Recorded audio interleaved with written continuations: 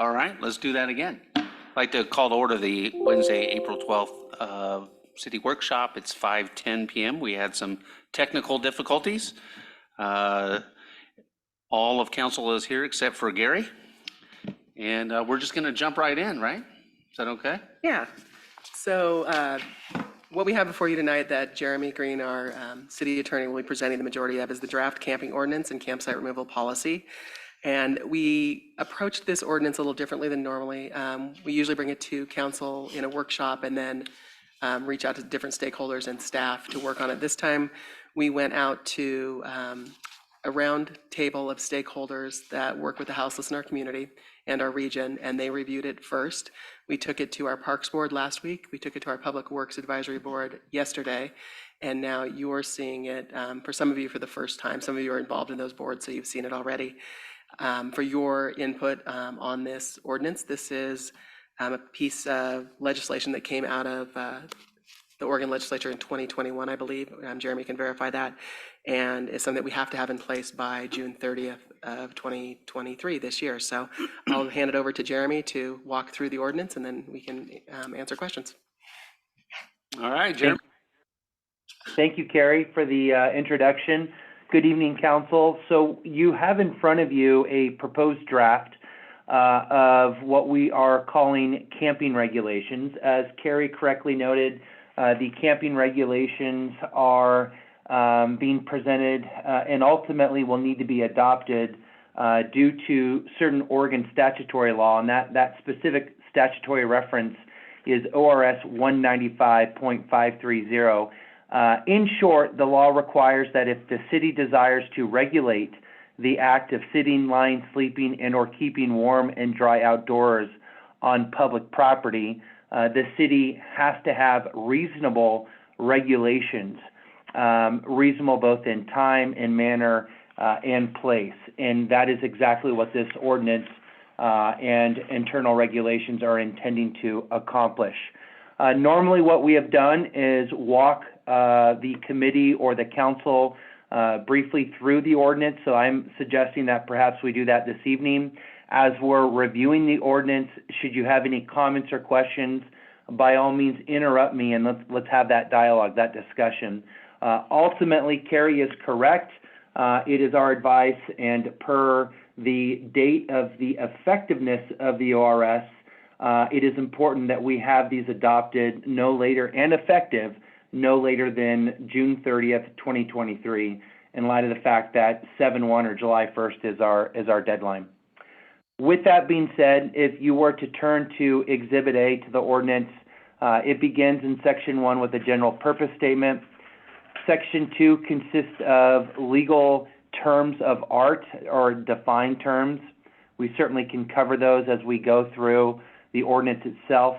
I'm aware that there may be some questions as it relates to some of the defined terms. We move then into Section 3, and that is where the guts of the ordinance commences. That is where we go into the specifics as it relates to time, place, and manner regulations. Specifically, Section 3.1 consists of our time regulations. As of now, what is being proposed is limiting the camping on public property, or I should say prohibiting the camping on public property between the hours of 7 a.m. and 8:30 p.m. There is no magic to that time frame. Again, it's just a starting point. Each community or many communities have different time regulations or constraints, and some of them even further limit the time within camping would be prohibited on a park-by-park or location-by-location basis. Section 3.2 consists of the place regulations. This is areas identified by the city as not permitting camping at all, meaning it is outright prohibited. And examples of that include certain residential zones within 100 feet of any street for vehicular travel, within, looks like any alley, right-of-way, parking lot space, public park, or school property. Again, there is tremendous flexibility within Section 3.2 when it comes to place regulations. The more critical piece with section 3.2 is to know that we cannot put, or a city or a county, frankly, cannot impose such place regulations that effectively render no areas of public property being available for camping. Carrie, you in the past have had comments on 3.2. Do you want to chime in as it relates to 3.2? So in 3.2, in about the fourth line, mention that will probably be removed because we have no jurisdiction over regulating school property. We don't own school property, and this is about property the city owns. And then in section G, we've added 3 different pieces of property by either their tax lot number or their address. Those are 3 pieces of property that we own that are intended to be parks or the mobility hub, which we'll talk about later today, that aren't designated out. And so we wanted to be very clear about, it's the East Portal, it is the Northwest Park, the Woodlands for 3 acres, and it is what has been known as the Pollinator Park, but is not officially a park yet, which is Sun Ranch Park. Sun Ranch, yeah. So those 3 pulled out and separated out because of that. And Jeremy, just to clarify, you're saying that it's too punitive to just say anywhere within the city or any city property, so it's not within the spirit of the law that was passed by the state? You are correct, Mayor. Okay, continue. Thank you. One thing I also want to point out in relationship to section 3.2 and the place regulations, we are only trying to restrict or regulate or otherwise control camping on public property. When it comes to private property, the land use code applies. It is generally the land use code that obviously identifies what is and what is not a permitted use with respect to a particular piece of private property. Manner regulation, section 3.3. This identifies control measures as it relates to the manner in which an individual could or perhaps will camp on public property. An example of that is in subsection F when it comes to fires. Certainly, I think it states the obvious that we want to ensure that there are no open flames or burning of garbage and bonfires on public property. When it comes to the accumulation and discard of garbage and debris, that is addressed in E. There's limitations on what can be used when camping in the public right-of-way, and that is addressed, for example, in section C.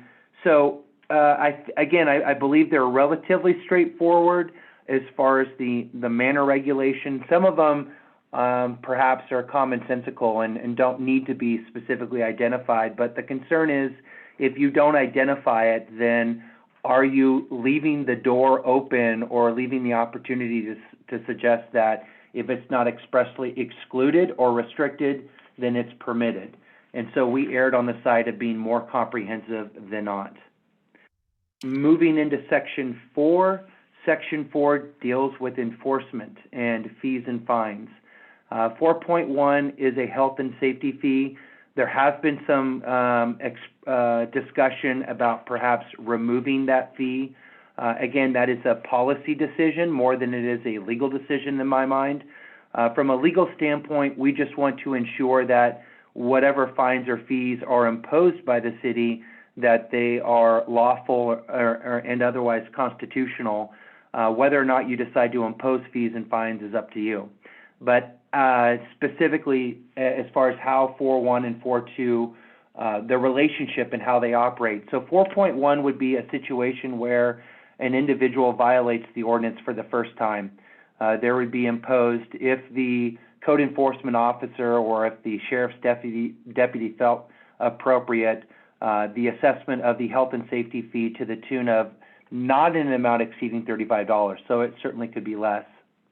If you had an individual that had received the imposition of that fee on the first go-round and on the second go-round, they were still violating the TPM ordinance, a fine could be imposed. And I want to point out that a fine would only be imposed, again, if there's been a willful violation, meaning someone is aware of the violation and nevertheless ignores the violation or continues to, challenge the enforcement of the violation. In a fine situation, we have dovetailed it with our Class B violations under our municipal code, and Class B violations carry a penalty of not more than $250. So again, it's not that $250 has to be imposed, it's a not to exceed. Certainly a more nominal amount could be imposed if the code enforcement officer or the deputy felt appropriate. Moving into Section 4.3, Section 4.3 parrots what is required under ORS 195, 500, and 505. Oregon law has legislation already imposed or in place as it relates to the removal of existing campsites. Oregon law requires the city as well to adopt a policy that is substantially similar to or otherwise conforms with the requirements under ORS 195.505. We've attempted to do so in Section 4.3. I am aware of some potential language tweaks that will likely ultimately propose to this particular section, but in short, we are not creating legislation per se. We are not creating a removal policy. We're simply trying to carry forward a policy that is mandated in already by state law. So that is my summary overview of the ordinance. Do you all have any questions or comments for us at this time? Yeah, let me check, Jeremy. Thank you very much. Obviously, I want to check in with council on 4.1, 4.2, and possibly even 4.3.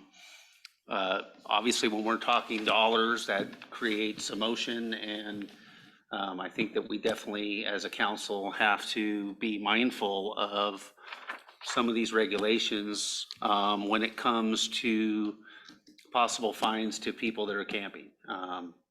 So is there anything anybody wants to, let's just look at 4.1, and that has a fee of $35 for first time people. Is that something I think you want to discuss? I think that's okay, because it's up to.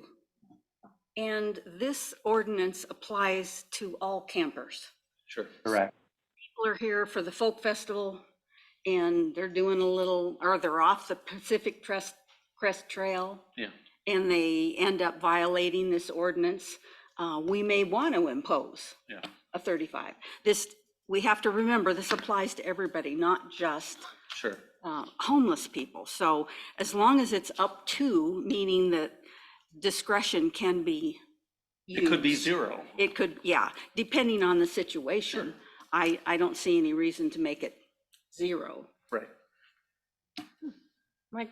My questions were, how involved were Lieutenant Davis and community development, or our Compliance. compliance officer, yes, involved in this process, and what was their feedback? So the ordinance has been reviewed by Ian Reed of the Forest Service, in the group of Jeremy Fields of the Forest Service as well. The sheriff, or Lieutenant Davis, has reviewed it and has some questions that are more administrative that we're going to look into. All the directors have reviewed it, I believe, twice, and our code compliance officer has reviewed it as well. And the only comment our code compliance officer had about this is the term fee, because a fee implies, he said, something you charge ahead of time versus a fine. So there's maybe some wordsmithing on that, but Semantics. yeah, some semantics on that piece. So we've had a fairly large group of people review and give feedback, and we'll be putting all of that together into the final document. Okay. Yeah, I related to this earlier on when we're talking about the limited time or a time requirement that a camper, for warmth and comfort sleeping overnight, they can only camp 7 a.m. to 8:30 p.m. And it begs the question about some other parts of our own ordinance where it says if you're there for 24 hours and all this other stuff. So I'm a little bit confused on that time requirement part. And Jeremy, I might lean into you. I'll try to answer this. The time, that's 7:30 a.m. to 8:30 p.m. Mhm. in places is where you cannot camp. Cannot. So, Yeah. for instance, if we had a park that we were allowing overnight camping in, they could not be there during the hours of 7:30 a.m. to 8:30 p.m. They would have to pick up camp. We don't have this in this particular ordinance, but that would be an example of you could be there overnight, but not during the day. Does that answer your question? Yeah, it does. I don't think it's very clear in the material, though. In what regard? Because the basis or the reason for the established campsite, which dovetails or ties into the 24 hours, is predominantly driven by what is required under the removal policy, ORS 195.505. What we wanted to do is avoid 195.505 applying to someone that was lawfully camping in an area. And so if you didn't put on some type of, we'll call it more extended time frame, then you would effectively not have any removal rights under the removal policy as well. And so there's no magic to it. I want to be clear that the legislation does not say an established campsite is 24 hours. In fact, it doesn't say anything about a specific time frame. But again, because technically you can't have a campsite exceeding the time permitted under Section 3.1, we thought, and as other cities have as well, that a 24-hour, we'll call it determination as to what constitutes established campsite made practical sense. Okay, thank you. You bet. I had one other question. go ahead. If that's okay, unless you Yeah. know something. So you mentioned having to maybe remove schools because we do not govern schools, but how can they be included in this process? Or how can they, Be protected. protect themselves, quote unquote? Is there a method for them to dovetail in? Yeah, yes, there is, and there's actually multiple ways. One, we could, if the schools, if we were to receive a request from the school to include references to the school system or schools generally, we could leave it in there, notwithstanding the fact that we wouldn't necessarily be enforcing it. The schools would be left to enforce it. The other way, most importantly, is perhaps to include a buffer.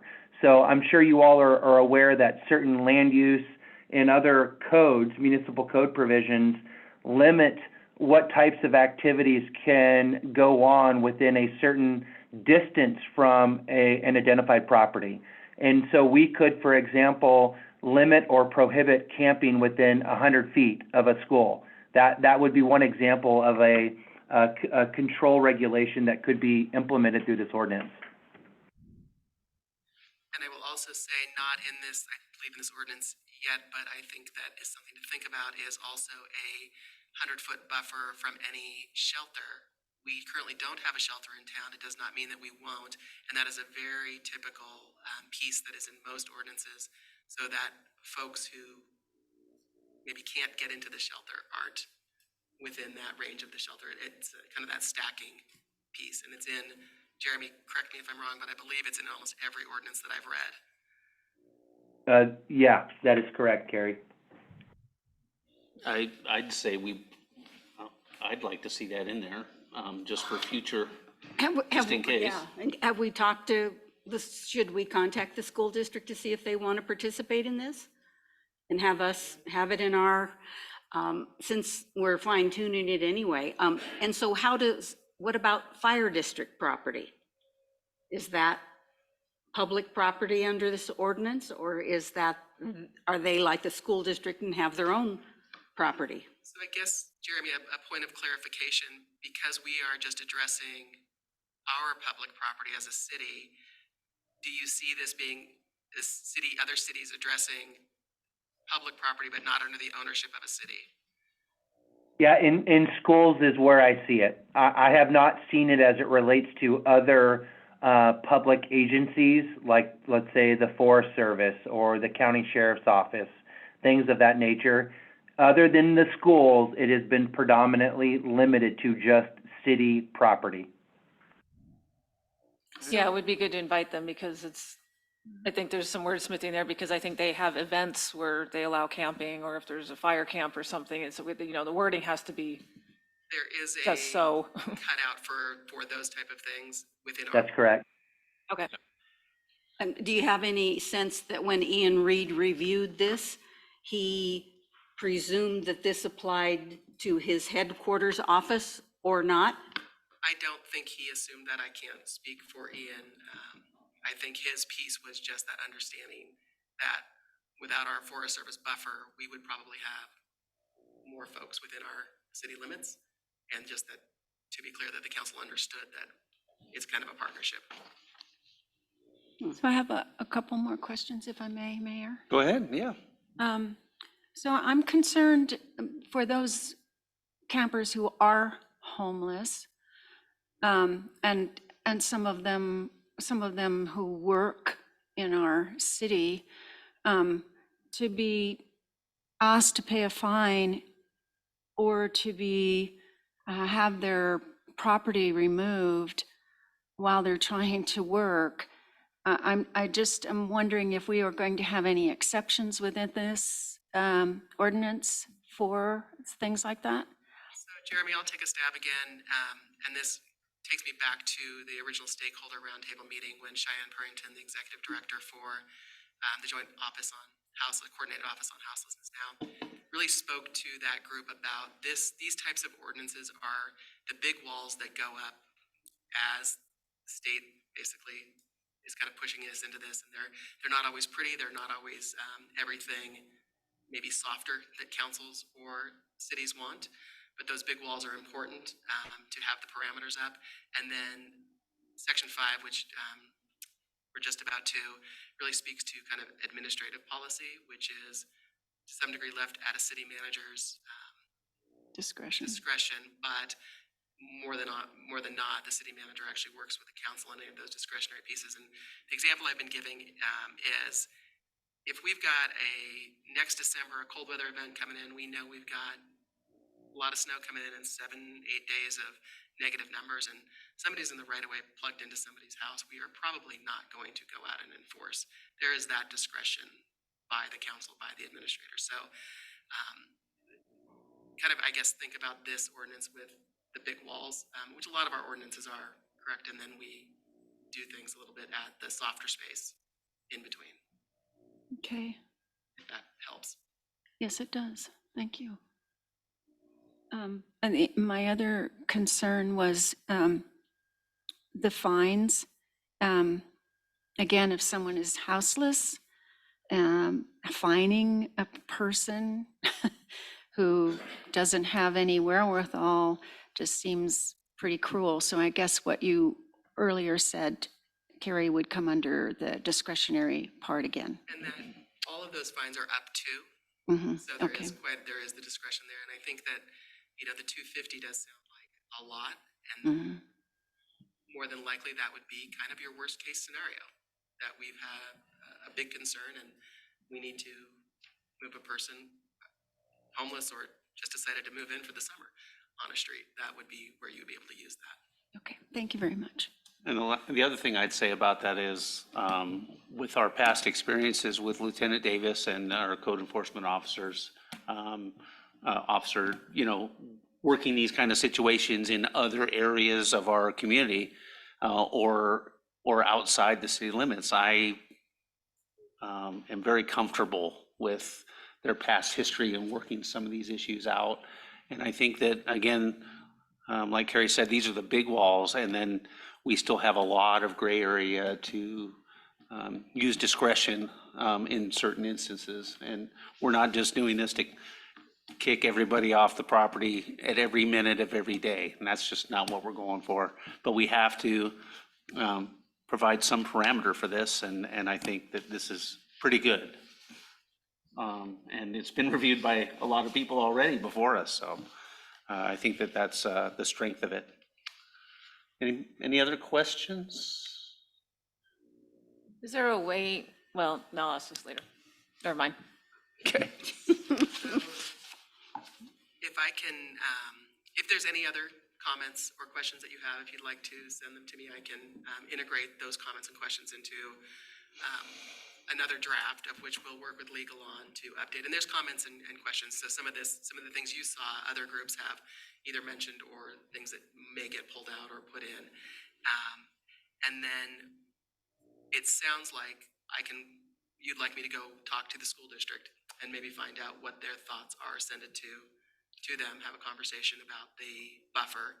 And Jeremy, you said a 100-foot buffer is pretty typical that you're seeing from schools? I just identify that as being an example, Carrie. I can't speak to what is most common, I'm sorry. We'll look into what that type of buffer. Some of the schools may be excluded just based on the zoning that we already have excluded, so we'd have to look at that, but maybe not all of them. And the time frame of having to bring this back as a full ordinance for public hearing is coming quickly. So I'd like to either look at the schedule and either bring this back, probably not to April 26th, but potentially to May 10th in a workshop again to get kind of a final review, and then an ordinance probably at that last meeting in May, which we may, depending on if we can move it forward, we haven't done this in a while, is approve it as an emergency if we run too late so that it is in effect before that June 30th date. But hopefully we won't have to do that. That would be Yeah. Small, quick point. Does when we're talking about a buffer around the schools, is it any school property or is it just school building parcels? The parcel, just The actual structure? yeah, where the structures are, or is it any school property? right. That's an interesting. It's Land. yeah. So I think we should at least be able to answer that question Okay. Great. because they do own a lot of land, as we know. So I- 200 acres or so. One more. Go ahead. So on the 30-day storage, I was curious as to when that 30-day starts. Is it from the point of picking it up, from the campsite, or is it from the point of when it's stored? Because those could be different days. Those would be the same time. So it would probably be from the point of pickup. So it would be picked up and stored in the same, time. So it should be the same. Yes, the statute honestly does not identify either way, but I think Carrie's response is spot on. I believe regardless of whether or not it was stored on the same day, it would be upon removal, but I would assume, you must assume that the removal and the storage date would occur on the same day. Although in the ordinance, it also mentions that if there isn't available storage, that one could be storing this at a later date, and that, a person looking for their property might have to wait. So that's why I asked that question. Yeah, it's a very good question. Yeah, and I think, again, Councilor Cobb, I think that this is definitely a place where we could go a little soft if we needed to. We're not in the business of throwing away people's property. Yeah, even if we collect it and store it, I think that we can, we're a very soft-hearted city. I think that we'll all do our best to get property back to people if they want it. And I can't imagine that we're going to go in there and clean out a storage room on the 30th day just to clean out a storage room. I think that there's probably, stuff would probably stay in there a longer, hoping to get it back to the right owners. So anyway, any other questions for Jeremy? All right, thank you, Jeremy. Thank you all. Have a wonderful evening. Thank you. And Carrie, we're good on that issue, I think? Thank you. All right, let's move on. East Portal Transportation Hub Master Plan Update, Paul and company.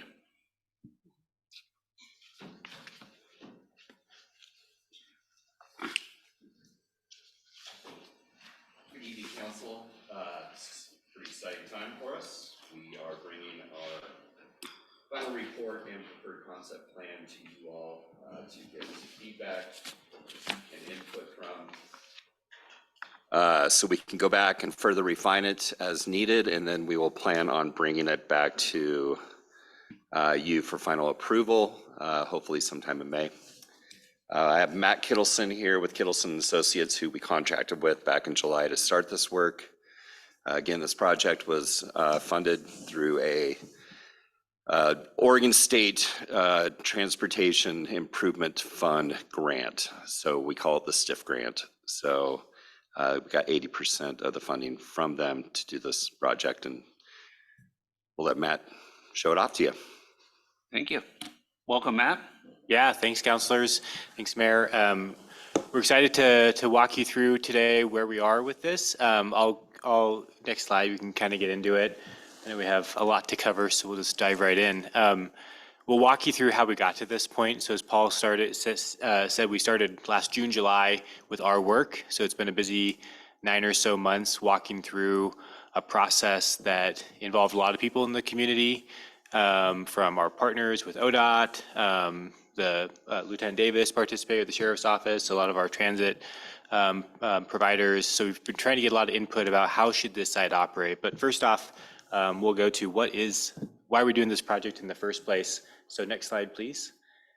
The site is focused on the East Portal site. It means a lot to you. It doesn't mean a lot to people in general, because East Portal doesn't really relate to where the site is. I learned, and you may already know, that the East Portal is the East Portal of the Mackenzie Pass Highway, but on the west side of town. And as I'm sure you're aware, this is a site that was recently acquired by the city. So our job was to take a look at this site and identify how can we use this to become a transportation hub or mobility hub that really provides transportation options and connections for people within the community and also those getting to the community. So it's been an exciting process that really, I think, is going to provide something really neat for the communities to move forward. Next slide, please. So when I say transportation hub, mobility hub, what is that? It's a term that means different things to different people. I think at its core, it really is a spot for people to access public and private transportation options. So Cascades East Transit is one example of that, where the buses would come and stop so that there's a central spot where they can locate. Pacific Crest Bus Line is another one that comes through town or has come through town in the past and will again in the future. So for them to be stopping at the same spot. We've also contemplated ideas where there could potentially be a private shuttle in the future for an employment purposes, something at Hoodoo, for example, or Black Butte Ranch, where people are employed. There could be a partnership in the future for something like that. So lots of opportunities for people to have connect to the bus, or then also that inner service transit options. There's also an opportunity we'll talk about here in a second, which is just expanding the walking and biking facilities to and through the site. So it's, as you know, a really important site in its proximity to downtown. The edges of the site provide really great opportunities to fill in some gaps in the system within the community. So having those connections again to and through the site are really important, and how people would access buses or those services that are provided on site, not just dropping off, but be able to ride your bike or walk and then connect to where you want to go. And really just overall increase transportation options for people in the community as they access the community, as they work within the community. And that's to serve a local purpose that I was describing, but also a regional purpose. So Cascades East Transit has their master plan, and they identify hubs like this in communities that they serve, and actually have specifically identified this site as it. So it's really, when you talk about a portal, it really, I think it still serves that purpose as a portal into the community for people accessing Sisters as well. Next slide. So this is an aerial shot of the site with some of the key features. The big takeaway here, obviously there's the Maltese path along US 20 today. The edges here we'd be able to fill those in, and that's part of it as you look at the site. There's existing restrooms on the site today, and then what we're calling the interpretive stand that talks about the Mackenzie Path Highway, and then the labyrinth in the corner. Some amazing views, of course. I'm sure you've all stood out there looking out this way. There's some amazing views. So the site really has a lot of neat amenities. And then the existing parking and transportation loop. Our goal in general was, given the size of the site, was to make sure we're being thoughtful in how we're using it. There's a lot of great trees, there's a lot of great buffers, and a lot of great facilities. So as you'll see as we go into this, really the only thing we're changing on the site in terms of what is there today is reimagining how that parking and loop operates, and everything else, specifically the features like the restrooms, the interpretive stand, and the labyrinth. We're not using that area for the site. So those are amenities that the community can use and we can capitalize on, particularly the restrooms in particular. We didn't want to move them just for the sake of moving them. They're in the same spot in the plans that you'll see. Next slide, please.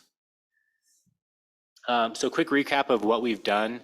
So we started back in June with a site walk. We got a lot of people out there just to walk the site, experience it, and say what's out here, what do we want to retain, what are the opportunities. We talked a lot about some things that you were just talking about, with just how people use that area today, safety, security. So I'll talk about that throughout, about how we wanted to be thoughtful about just making it a public place that's inviting to people and people can use. We did a concept workshop in August that I'll give you some highlights of. A couple of you participated in that workshop where we generated ideas of how could the site function, how could it operate, how could it be laid out. We worked on those basic site layouts that we brought to an open house that even more of you participated in November, and heard a lot of input on the options that we provided. And really since then, we've been refining what we're calling our preferred concept for you to look at more today. Next slide.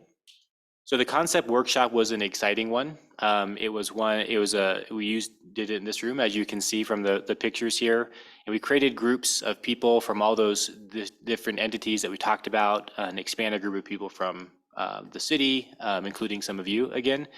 And what it was is really an interactive exercise of identifying how the site could operate. So imagine aerial maps of the site with scaled pieces, where you could put on the site how a bus loop might operate, or where bike parking could go, or how the site would operate. And we spent about an hour and a half working all the way to the end with a lot of great ideas, people talking about how the site could operate from their perspective. So obviously a transit provider would have one perspective, a Forest Service representative would have a different, a sheriff deputy would have a different perspective, the city had their perspective. And so we were really able to generate a lot of great ideas that we move forward to an open house with the next slide. That was held in November. As I mentioned, we had over 50 people attend, 30 plus comments received, so really pretty robust comments about what the ideas presented were. We got a lot of great ideas that we've incorporated forward. And the next slide here shows what we shared. So I'll pause here for a second, and this shows you the range of options that we were considering. So concept one over here, the distinguishing characteristics of that were that we have two access points off of Hood Avenue here.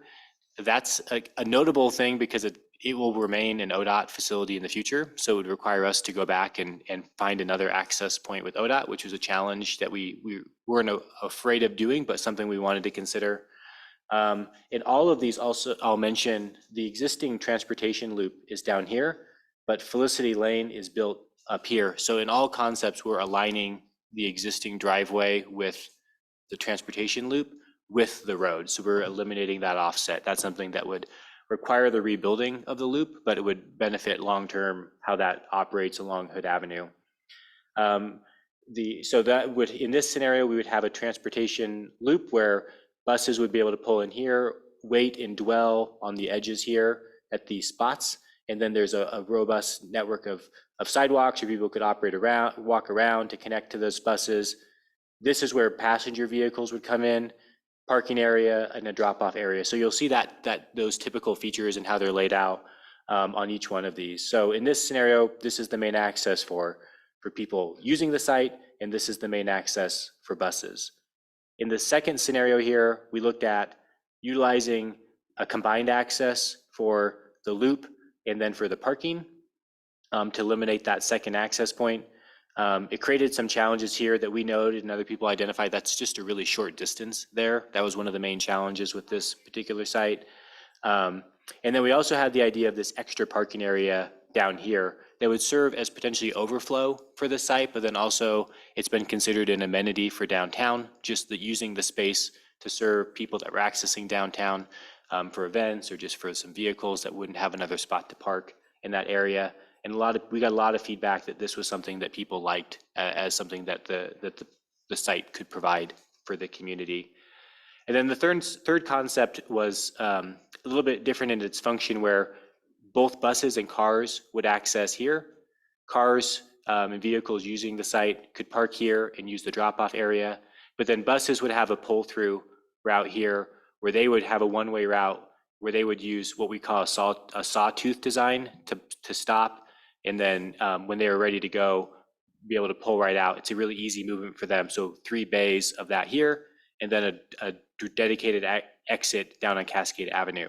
So that one, the transit operators really liked because it's an efficient operations for them, really easy for them to get to and through the site. They like having their own space on the site. So there's something similar in Redmond if you've seen what Cascades East Transit built there. They have a similar design. And the last thing I'll mention is this is actually an idea from Cascades East Transit, is an eastbound pull out on US 20. So if a bus was coming, let's say from up here on US 20 to the west, instead of pulling into the site, they would be able to pull out here, stop, dwell, and then continue on. And that just saves them a lot of time, saves them a lot of effort on the site. So there's lots of nuances to each one of these, but that's kind of a high level of what those 3 were. Moving on to the next one, please. Ultimately, the third concept was identified as the preferred one because of just the easiness of the operations, the way it retained a barrier to the outside here, where we weren't taking over a lot of the great tree cover that exists on that property today. From just a security patrolling perspective, it was also something we heard a lot of great feedback on. Some of the other ones where there's multiple access points, it would be hard for, say, a sheriff at night to kind of go through and just make sure that the site was being used the way we wanted it to. This one, as an example, someone could pull in here, quickly loop around, drive in and out, and on their way. It's easy for people to see. You're looking from the inside out on the site. It's a way to keep a lot of eyes on the site and make sure that it's being used the way we want it to. It also provides, I didn't mention this before, but you'll see it in the next plan here, an opportunity for future expansion here. That we create a nice internal driveway, and we're not using this northern parcel. So that's something that the city could use for a different purpose, more parking, maybe expanded electric vehicle charging in the future, something like that. And then also preserve spaces around the edges, pretty big swaths of land that are preserved. All of these have, but I'll note here, we're filling in the trails on the outside of the property as well. And then I didn't mention, but I'll mention now, the site included a northern parcel of Hood here, up north of Hood here. We looked at that, of how we could use it early on, and realized we didn't need it for the operation of the transit or the transportation hub. It would require the added challenge of getting across the Hood. We'd have to add a crossing, it would separate it out. So it's not part of this concept, but it's something that the city can use for discretionary purposes in the future. And there's lots of ideas that have been floated, but nothing firmly established at this point. So we've been working to refine this into what you'll see on. And then I'm sorry to interrupt you. Yeah, There's sure. also parking on the south side as well? Yes, along Cascade, there's head-in parking here along Cascade Avenue. And we'll talk about that too, at the preferred concept of how we've evolved on how that's used and designed. Next slide, please. So this is a mock-up of what we have today, and what's before you is what we're calling the preferred concept. The color coding is the phasing, which I'll step through here. But the difference between the last version and this version is really this: the last version was a visual description, and this is actually more of an engineered layout where we've worked on the curves, we've worked on the different ways that the site would operate. And a couple ways that we've combined some of the features we heard were important together. One, we've kept the main design of the parking area here with the drop-off area over here. And then that bus pull-through facility here with that sawtooth design. The parking that was just mentioned here along Cascade Avenue is part of that and would be part of one of the phases. And then we've also included in the early phase, which is this blue design, some EV charging as well that we'll talk a little bit more about how we could incorporate some spaces there where there'd be a design that would be close to downtown. So if someone were to come in here and use these spaces, they'd be close to accessing some of the retail amenities downtown, a service to the people coming through, and then also a boon to people that would be potentially receiving them as patrons at their businesses. So we've sent this out to all of our stakeholders and gotten a lot of positive reviews on it. Cascade East Transit likes it. We've heard really just positive things on it. And a lot of flexibility was what we like, that you could do it in phases. You can chunk it off, and I'll talk through that here as we step through it. So next slide, please. The first phase, as I mentioned, would be everything here in blue. So filling in the gaps along the edges with the walking paths so that we have good access to the site. And then build what we're calling the initial transportation hub itself. So you'll notice that it doesn't have the sawtooth piece, which is part of phase 2. And that's because one, you'll see there's costs associated with it. So how much money can we accumulate? It dictates how much we can build. So in the event that phase 1 is that first step, we've designed this in a way and laid it out in a way that buses can make this movement. So this drop-off area in the interim could be used as the bus dwelling area, so that they would be able to use it as a hub, as a spot for buses to use it in the interim before you have the next phase of it. So we demo the existing loop, obviously align the driveway, provide those key site features to get the parking, get the trail system developed, and then install, as I mentioned, those EV chargers here, and really be able to leverage the funding that's available from some of the statewide funding specific to transit facilities, and then also for the EV charging facilities.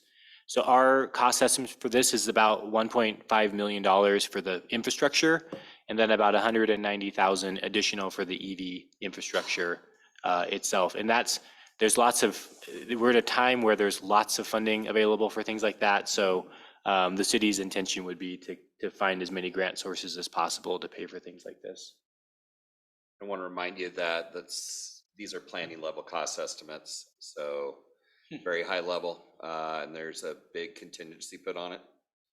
So I think it's a 30% contingency. Yeah. So we'll call those out as the summary at the end. So yeah, the big ranges at this point in time, because obviously if you walked out there, which I'm sure you have, there's lots of undulations in the ground. There, where do we put things? What do the curbs look like? Lots of details yet to do on the design side. So it'd be a worst case cost. Yeah. Next slide. So phase 2 would construct the drive-through route for the buses, and then also there's a shelter here where a covering where people could wait and dwell waiting for the bus.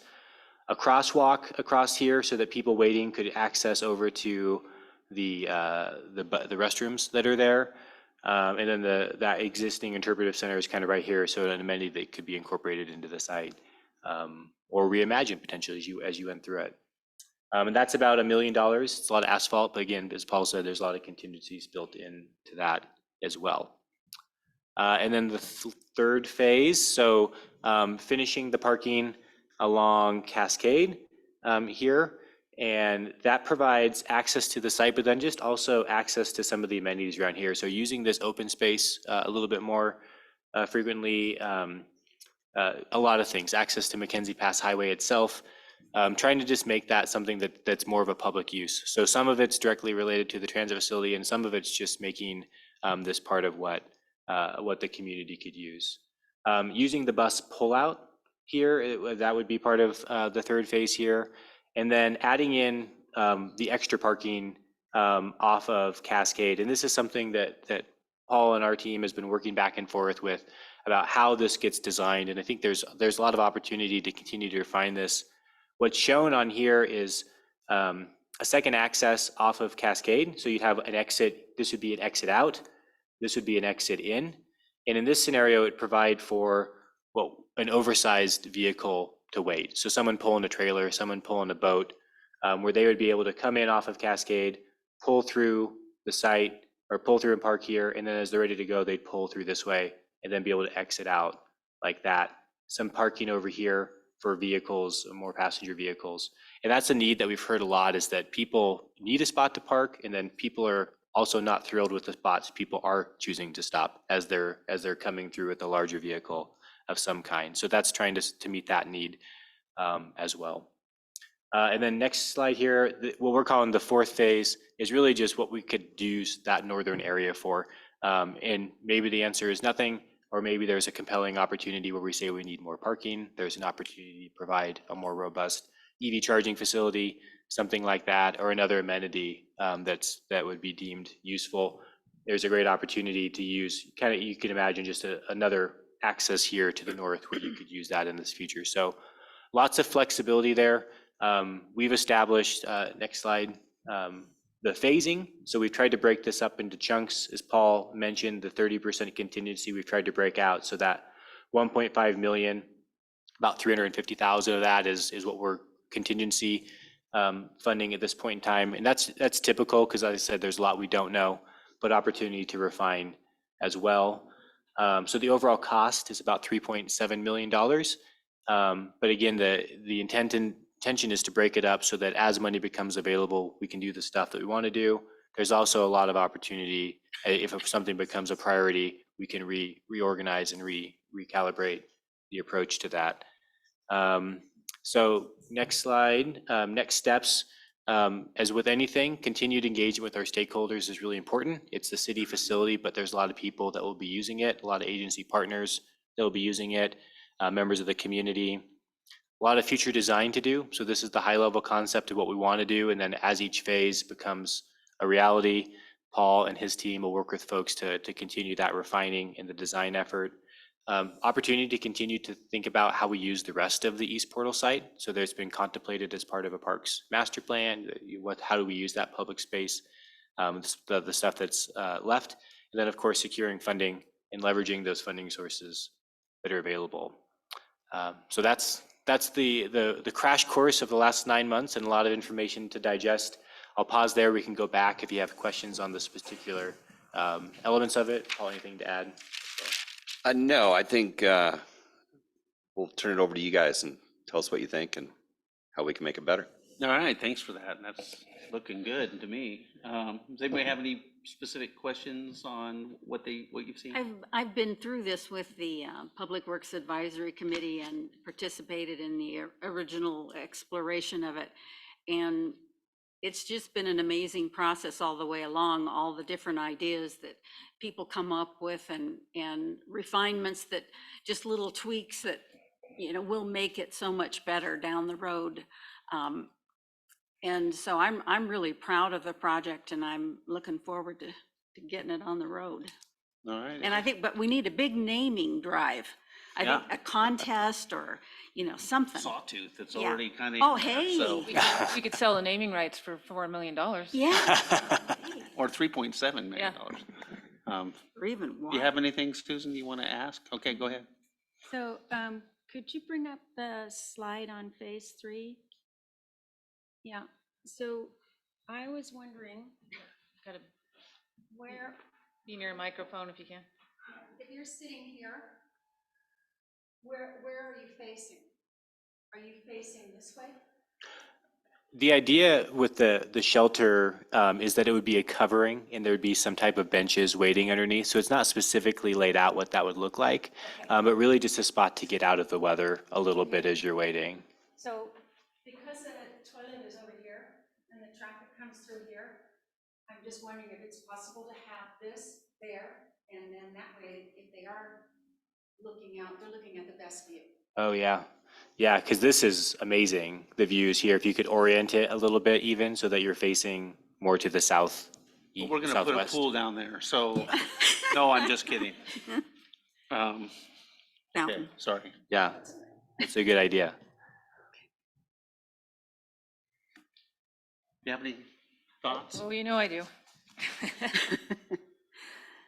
So, electricity, where are we in this process in regards to like bus charging and putting an infrastructure for that future, if that future is coming, which it probably is?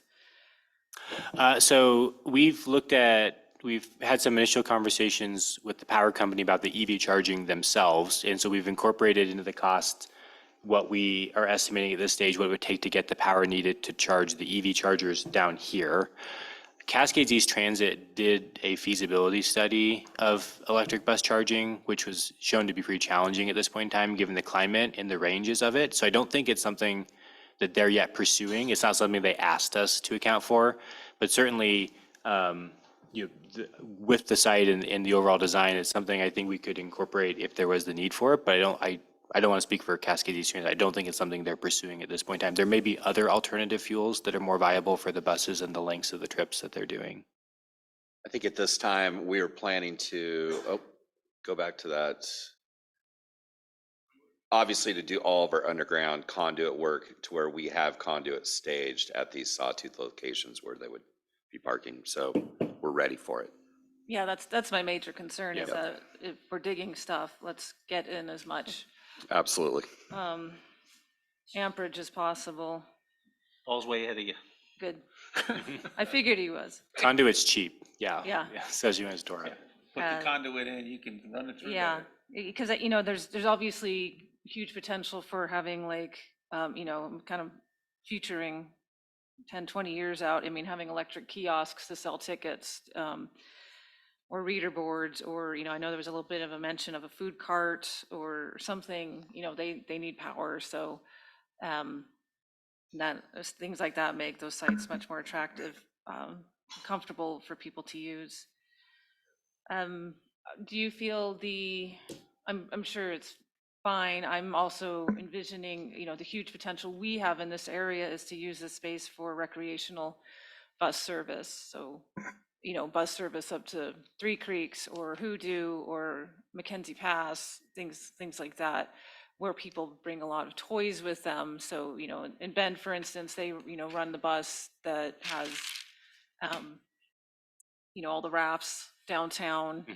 You know, in Mammoth Lakes, California, they run their whole bus system in the summertime with trailers that carry bikes, easy on and off, and kayaks and all the good stuff. So, you know, do you feel like this infrastructure is good for that? And I mean, it's looking like the other concern is dragging that stuff from your car to, you know, pick up and drop off site, which seems like it's pretty well mitigated for, but. Yeah, that was one of the things that we really liked about this is that people are closely aligned to those buses. Some of the other ones, we don't have to jump back to it, but where people would park and where they needed to get to was a long ways away.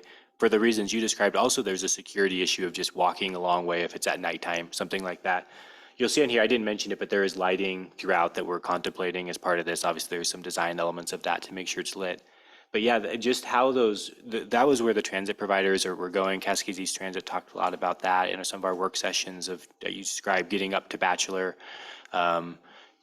Those type of things are what kind of services could be provided here. And certainly the possibilities are really endless with what they could use, in this being that central spot. One, to provide the service, and then two, people knowing where to operate it, where to catch it, you know, where those services would start from. I mentioned, we don't have it yet specifically called out, but just, I kind of talked a little bit about it, but how people access it. So we're contemplating pretty robust bike parking here so that they could get dropped off, or they could just ride their bike and then go up to Hoodoo or go to their job or go over the mountain somewhere, wherever they're heading into Bend. And on the, oh, you had something? No, go ahead, I Oh. can wait.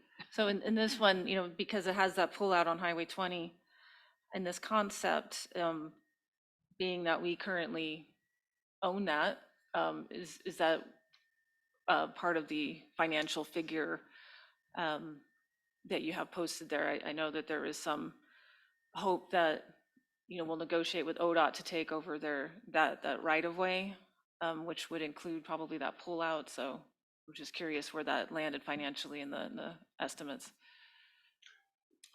We haven't specifically accounted for right-of-way costs, whether it would be purchased or bought or not. I know Paul's had lots of conversation with those. I guess, Yeah, are we assuming we're going to pay for that pull out on 20 there? It's assumed in that phase 3 cost estimate. It's orange, so Yeah. yeah. Okay. Yep. And that's pretty minor costs. I think the biggest thing is to make sure when we transfer jurisdictional ownership to ODOT that we have that marked out in the IGA that we can use that for its purpose. The best thing was it was an ODOT staff that recommended it, so. Yeah. Okay. That's good. But we're not intending to buy any right away. We're just gonna, You guys have already Bill? bought it Yeah. once. Yeah. No more. yeah, right. Yeah. Okay. And these, and I know you mentioned maintaining the restroom and also the informational kiosks that are currently there. Is that kind of the intention to maintain those structures and continue maybe the partnership with Forest Service to maybe maintain the information in there, the interpretive panels and stuff, or? We can work with them on that. I think the overall maintenance of the structures themselves, we want to take over and control, so we know that it's done. And it does include improvements to the restroom as well. We got some ADA improvements that we have to do and just upgrade it in general. And are they going to be sufficient if we do reach a point where we're actively using this facility, and we're moving a lot of buses through there, or are we going to need to be looking into expanding the restrooms? We haven't specifically accounted for expanding it, but certainly that would be a possibility in the future. What we didn't want to do was just rebuild one for the sake of rebuilding it Yeah. at this point. We had some great ideas of a lot of restrooms, a lot of different places. We wanted to keep it where it was for now, and then certainly we could cross that bridge. We hope that we have to. Yeah. We hope there's a wild success, and Yeah, as well as parking. You know, we have a lot of real estate out there. What we don't want to do is bulldoze the entire site and throw down a bunch of asphalt that's not going to get used. yeah. What is in that first blue phase? And I know these are kind of general schematics, but what kind of parking capacity do you think is in there? I think I forget. When we started talking about it, I wish I would have counted, because it's about 35 or 40 spaces in there, so pretty robust number of spaces. That's more than they have in Redmond, for example, for their transportation hub. And then this has been a lot. The various designs of this has provided a lot more, but it's more focused on the oversized vehicle at this point in time. One thing I wanted to mention. Oh, go ahead. We also talked about having a bicycle rental set up there at some point so people could come into town, park there, rent a bike, Bike share. ride around town. I mean, this is so, basic, and yet there was tons of other, well, we could do this, we could do that, and lots of good ideas that once it's there and we see the potential and how people are using it, because if you build it, you don't know for sure Yeah. exactly who's going to come. Yeah. And so you need to have the basics there so that when people start coming, you can say, oh, okay, it's leaning this way. We've made the plan so that we can add this as it comes. So there's a lot of additional ideas that could be plugged in the future. I want to do a time check. We do have another topic on the agenda, so, but doesn't mean you can't have more if you have a question. Yeah, just one last suggestion. So I'm constantly asking about solar, so I'm wondering if the lighting and any shelters would have solar panels on the shelter tops and solar lighting. I'm glad you mentioned that. That's actually, it's a small little, you can't see it down here, but we're envisioning that the EV charging having solar on top of a roof, so that there would be some benefit to those. And certainly as much as we can incorporate, those are great things to do. One last thing operationally I just wanted to mention, because I forgot to, is we obviously want the site to be in a good spot and work. So CET and Pacific Crest Bus Line, one of the things they really like is that they could turn left out of here and then use this to go down to the roundabout and make safer turns, because obviously 20 gets very busy at times. So that's another strong benefit of the site. Sounds great. And I only have one comment, and it's a bit of a challenge, but it's really kind of for Paul. Is there any chance that phase 1 and phase 2 can be somewhat concurrent, or are those numbers just at a point where they need to be phased and there's going to be some time in between? And that's what final design is for. Yeah, okay. So I, foresee that we're going to be pulling pieces and chunks from all 3 phases Gotcha. Okay. to basically line up with the funding package that we have. Sounds great. It's the starting point. No, good. Yep. Thank you. I appreciate that. I'd like to encourage, I think that those are the, obviously the first 2 phases are the things we really, really want. And so, if we're sisters, we can probably get it done somehow. I'm thinking, anyway. Any other comments or questions? All right, hey, thank you very much. We Thank you. appreciate it. Thanks, Paul. Thanks, Matt. All right, that leaves us time for Barclay Drive Improvements Project Design Update. Okay, well, I'll turn this over to Tony here shortly. This is again a contract with Kittleson and Associates to design our portion of the alternate route, primarily focused on Barclay from Locust over to North Pine Street, turning that into a 3-lane corridor with multi-use path improvements on both sides of the road and intersection control changes at Locust and Barclay.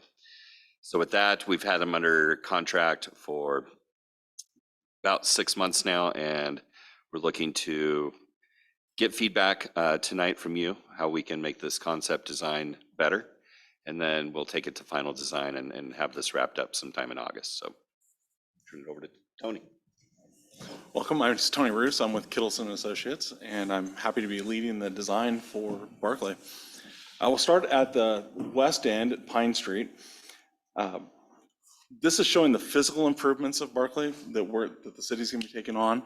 There's the east leg from Pine to the roundabout that's gonna get restriped as well to be a continuous 3-lane section all the way to Locust as part of the project. Yeah, it's already been widened. The multi-use path has been built by adjacent development. So we won't stripe it until the entire corridor is ready to go together. So we started the project, we did a full topographic and right-of-way survey, so we are very confident that we know where all the right-of-way lines are. There's a consistent 60-foot width of right-of-way along the entire corridor. And the cross-section that we came up with, the city's TSP, has 9.5-foot wide concrete sidewalks, a 6-inch curb, and then 3 travel lanes across to take up the entire 60 feet. At the major intersections, we are doing crosswalks, ADA ramps, I'm sorry.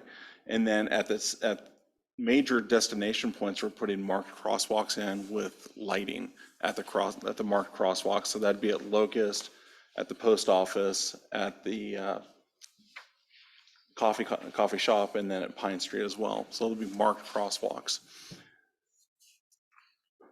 The sidewalks fit within the existing right-of-way, with the exception of the little S-curve chicanes along the corridor. When the right-of-way was dedicated for Barclay back In the 80s. I would guess at the Yeah. 80s. Yep. They used a 25-mile-an-hour design speed to set the curves.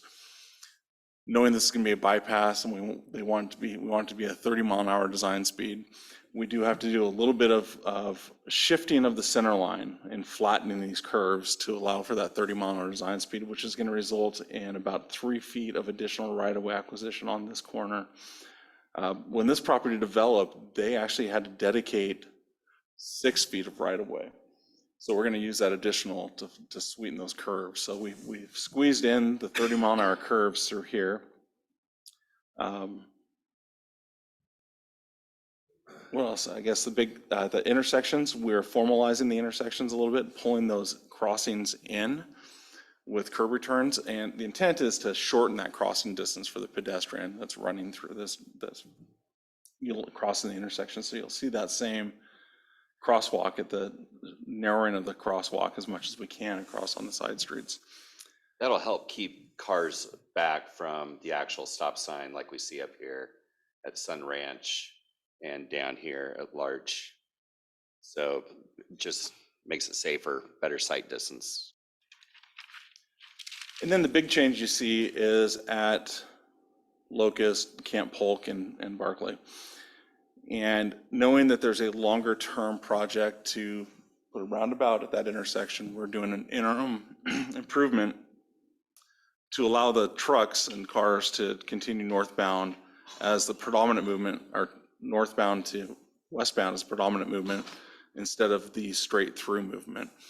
So we've ran truck turning templates using our design software, and a large semi truck, the 52-foot trailer, we call it WB67, can navigate this corner both directions. You see we've striped out this corner here, and that's for the trailer to drag but we want to stripe it out to keep cars going slower around that corner. So if we open it up for trucks, cars go faster. So that's our trade-off. The turn to Camp Polk, we formalized that a little bit with a bit of a bump out there. And a WB67 that wants to continue north to the airport can use that, but they're going to take both travel lanes. So they'll have to sit and wait for a little longer for traffic to clear, and then they can use both travel lanes to turn in. And the same thing coming when they leave to come out, if they want to continue westbound, they'll have to turn out and use the center turn lane. So the very infrequent large trucks would have to be a little delayed. The more frequent FedEx, UPS, bobtail trucks can utilize the intersection just as it's laid out and as intended. This crossing, with the magnitude that we expect, we're evaluating that for the pedestrian signalized crossing, or RFB. Bicyclists and walkers that are on the shoulder of Locust, where this bulb out would be a sidewalk on the inside edge, and then they would cross to get on the multi-use path. Gives them a little more, it protects them a little bit better against the turning vehicles, and it standardizes the crossings for pedestrians and bicyclists. And just to add a couple things, so lighting is being looked at in this project, and it's gonna be focused on these pedestrian crossings. We're not intending to light the entire corridor. Dark sky lights. Yeah, they'll be kind of highway size, something that you'll see, at both roundabouts to really light up those pedestrians, especially with the 30-mile-an-hour speed limit through there. And then just want to let you know that, this came from the 21 TSP, where we had a lot of involvement from property and business owners down on Barkley that really drove this design, actually. So we're bringing it to fruition, and I'm bringing it back to them on a one-by-one basis. I've started meeting with property owners. I'll continue that over the next couple of weeks, and then we'll start getting this out on the street as far as community-wide, article in the newspaper and a press release once we have the preferred design concept to your guys' approval. So Great.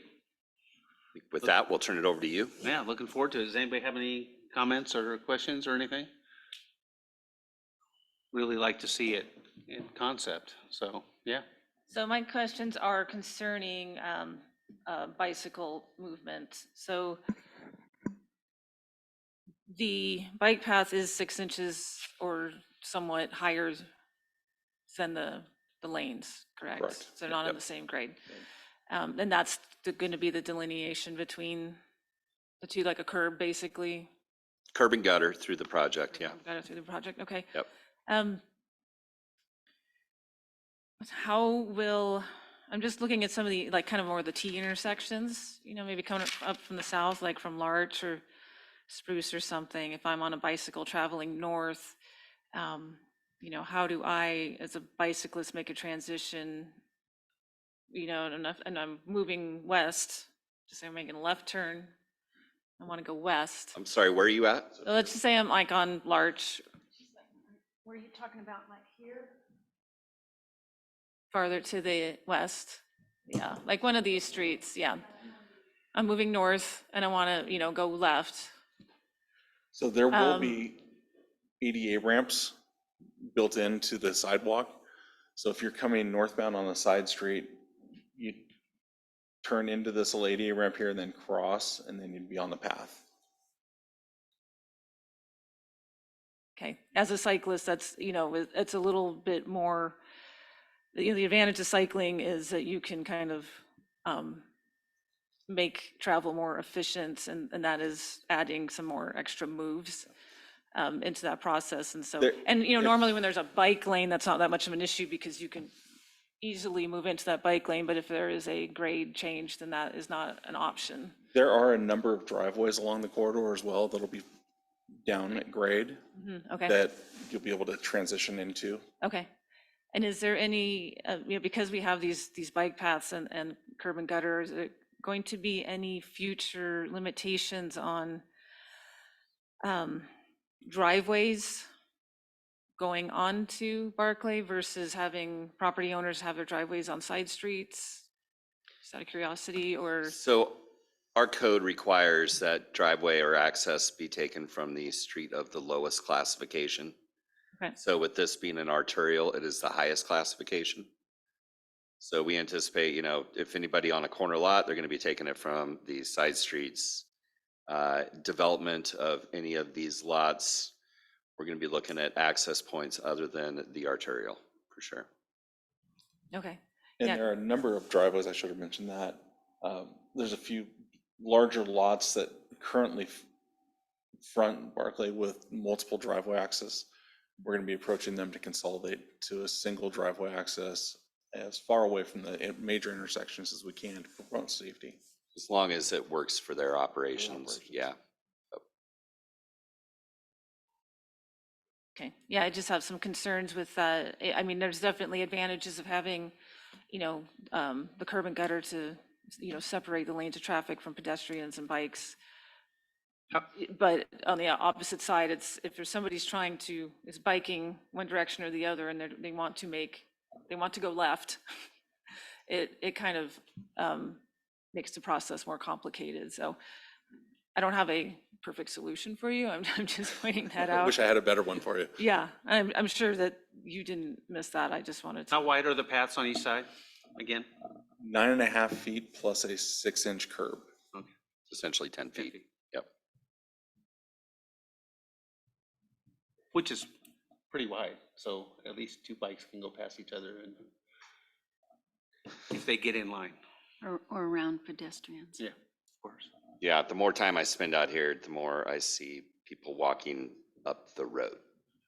We walked it crazy. yesterday. It was Yeah. In the snow. It wasn't very Get good. them off the road. All right, any other questions or comments?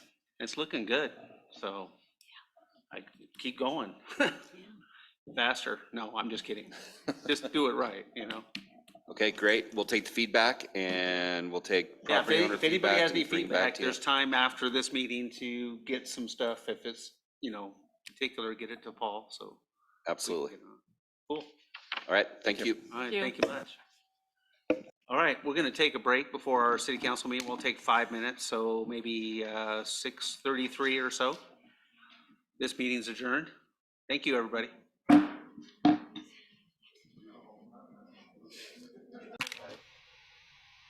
Talk about pins and pockets here. Welcome, everybody. Today is Wednesday, April 12th, 2023. It's time for this 6:35 City Council regular meeting. Please join me in the Pledge of Allegiance.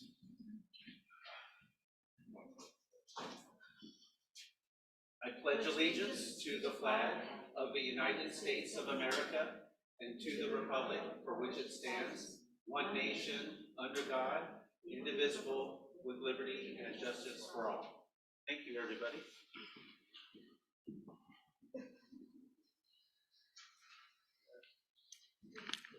I could have done that. Now we'll do a roll call. Carrie? Mayor Breeden, I'm here.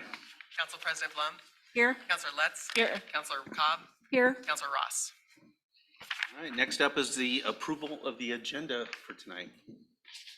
I would move approval of the agenda. Second. We have a motion and a second. All those in favor? Aye. Say aye. Aye. Okay.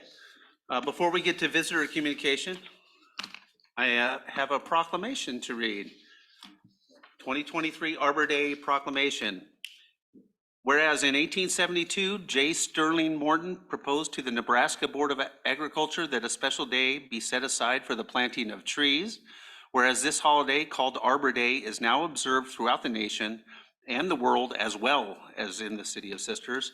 And whereas trees are healthy for salmon and steelhead because they reduce the stormwater runoff and lower water temperature when planted near our creeks and rivers. And whereas ponderosa pines and other trees are a critical part of the unique character of Sisters. And whereas the city of Sisters has received Tree City USA status for 16 consecutive years. And whereas in honor of its Tree City USA status, the city will host an Arbor Day tree planting celebration with local Sisters students at Cliff Clemens Park to inspire the next generation of stewards. Now therefore, as the mayor of the City of Sisters, I, Michael Preeden, hereby declare the 28th day of April 2023 to be Arbor Day in the City of Sisters, and I urge all citizens to celebrate Arbor Day and protect and plant trees to promote the well-being of this and future generations, dated this 12th day of April 2023. And I will sign it. Can I borrow your pen? You bet. I'm going to sign it right now. So Emmy and the Public Works staff is coordinating an event that we'll give you a little more information on and get out to the public when it's finalized. And I believe, Cliff Clemens Park? Yeah, Cliff Clemens Park. So. Yeah, and I was there last year, and having kids help plant trees is absolute fun and a little bit of chaos, no doubt, but really fun. All right, now on to visitor communication. If we can have all visitors remember that we have about 3 minutes each, and go ahead, Carrie, who we have? Charlie Stevens, please.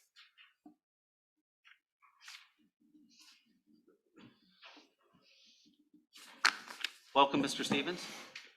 Good morning, or good evening, I guess I should say. Morning was so many hours ago. Good evening. I'd like to give us all a break from specific issues for a few minutes and talk about something fundamental, some 2,500-year-old wisdom. You might consider it background, but for us who will be talking to you over these next many months, it's foundational. Thucydides said that correct use of language is a moral issue, and its debasement is a symptom of moral breakdown. For someone like me, who's been in the public policy business for 35 years at all levels of governance, it also can be a sign, it can be a red flag. It's a big topic, especially in these times. So tonight I'm just going to focus on one word that I see a lot in the city's documents, and it's the word efficient. So we're going to talk about efficient just briefly. It's used liberally in the city's comprehensive plan, and it's in the code, and it's in a lot of other places. It's most generally used as an adjective or a modifier for the term land use, as in efficient land use or efficiency of land use. It's something that I think I don't understand entirely what it means, but I think if we used the word higher density land use, it would be more honest, or more profitable land use, it would be more honest. But I know the development community has discovered in the past that the D word can kind of be a lightning rod.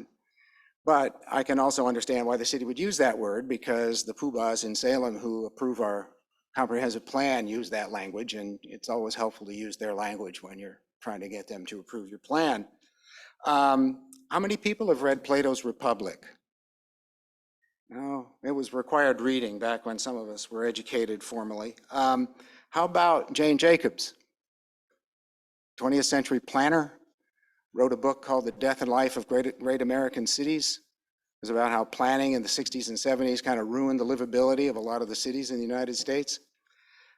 She also wrote another smaller book called Systems of Survival. It was an update on Plato in more accessible language.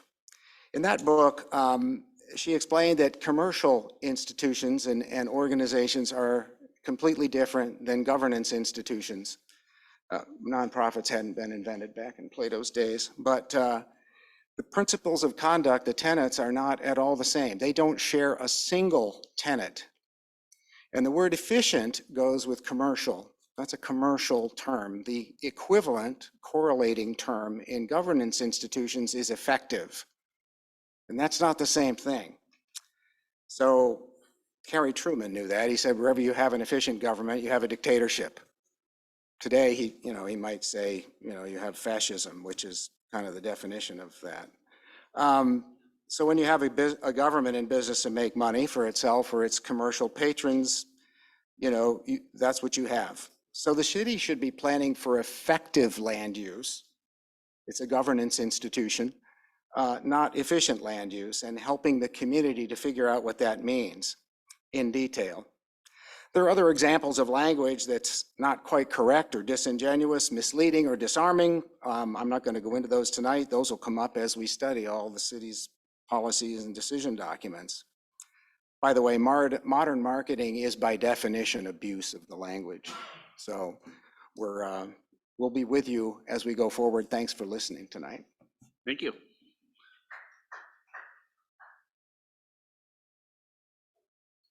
Mark Dickens.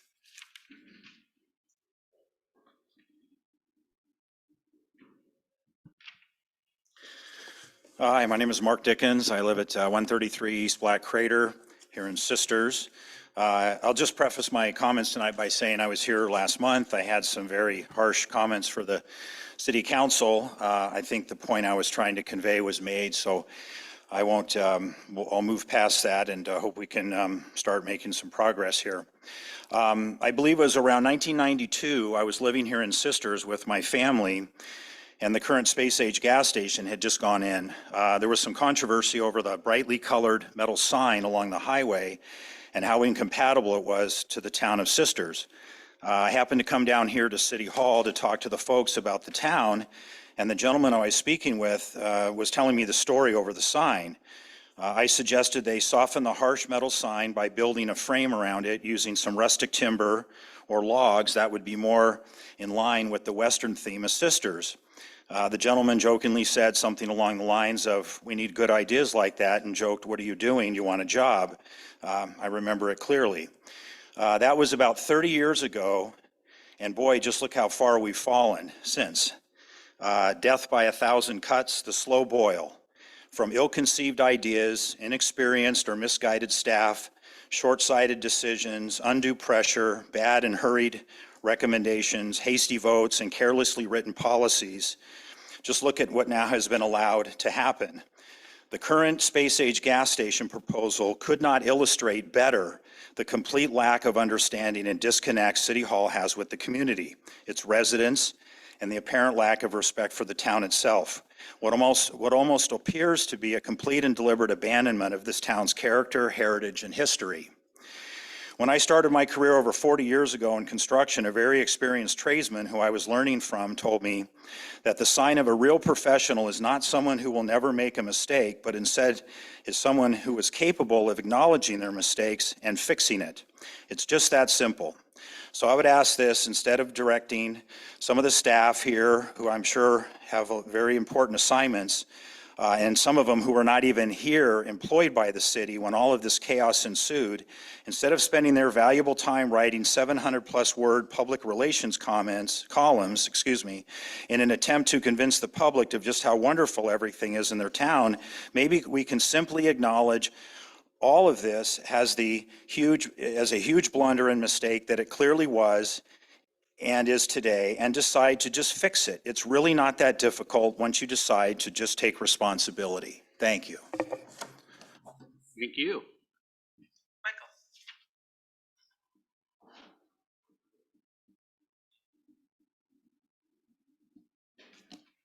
I like what he said about language, because the word efficient, you can take it a lot of different ways, but the problem in this mob is not language, it's just, is there something substance beyond the words?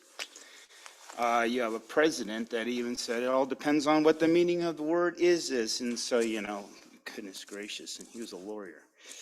In this paper bag are 2 unopened products given to me. I rarely and should not accept things. It's not the way I normally operate.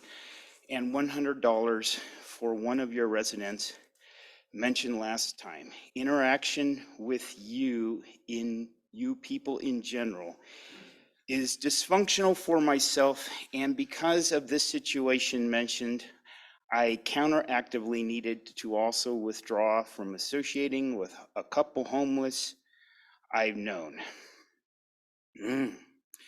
This could be permanent. The cash is just to show I don't use people, even when knowing the time was misdirected, speaking to the county health department.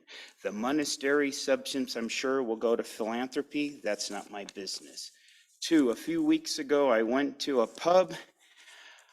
I only occasionally do this, not to get drunk, but to be inside and watch television sports as a diversion. It was cold, windy, and I was going between frigid cold and burning sweats while walking.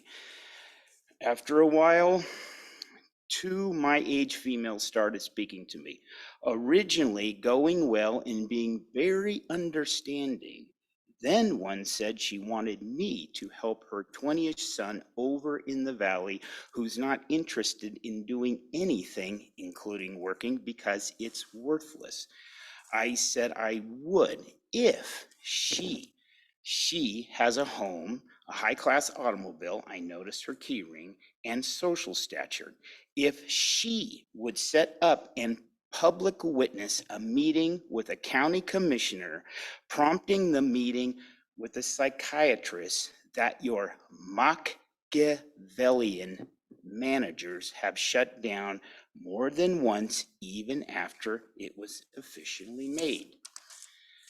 There was no problem with this subject previously, talking to them, though now the whole conversation changed one-sided as I sat, listened, and became ratcheted even when she knew I'm homeless.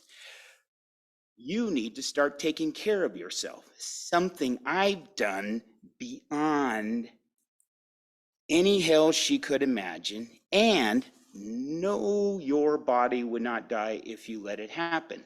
Something that even a doctor and once a nurse acknowledge can happen to someone who's born passive, like myself, not physically survival driven.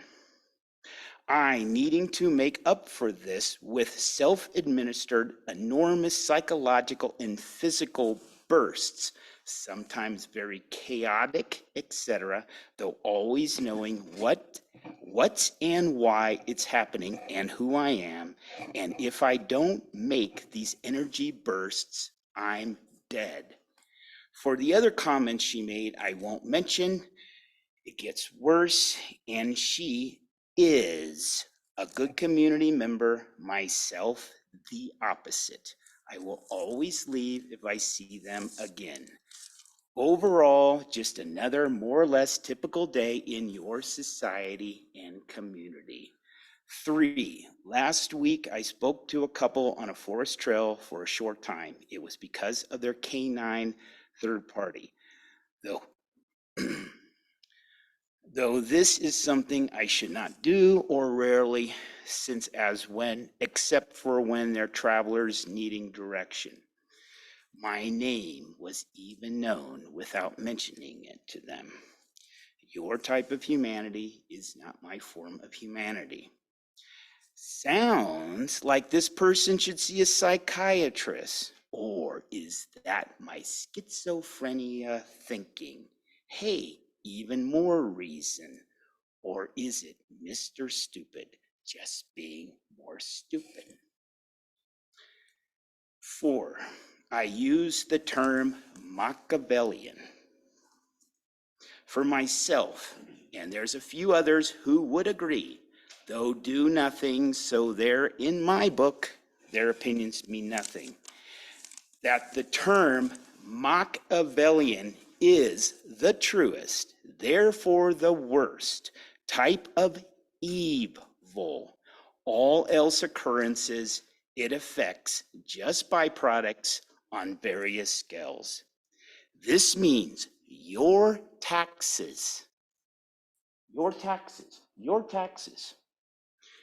tolls, tariffs, and customs provide for its practice, complete with its fully health benefits, practice complete with its life-giving salaries and its full health benefits. I would say that's one hell of a job for them. And you let that evil occur, including upon myself. I ask, what does that make you?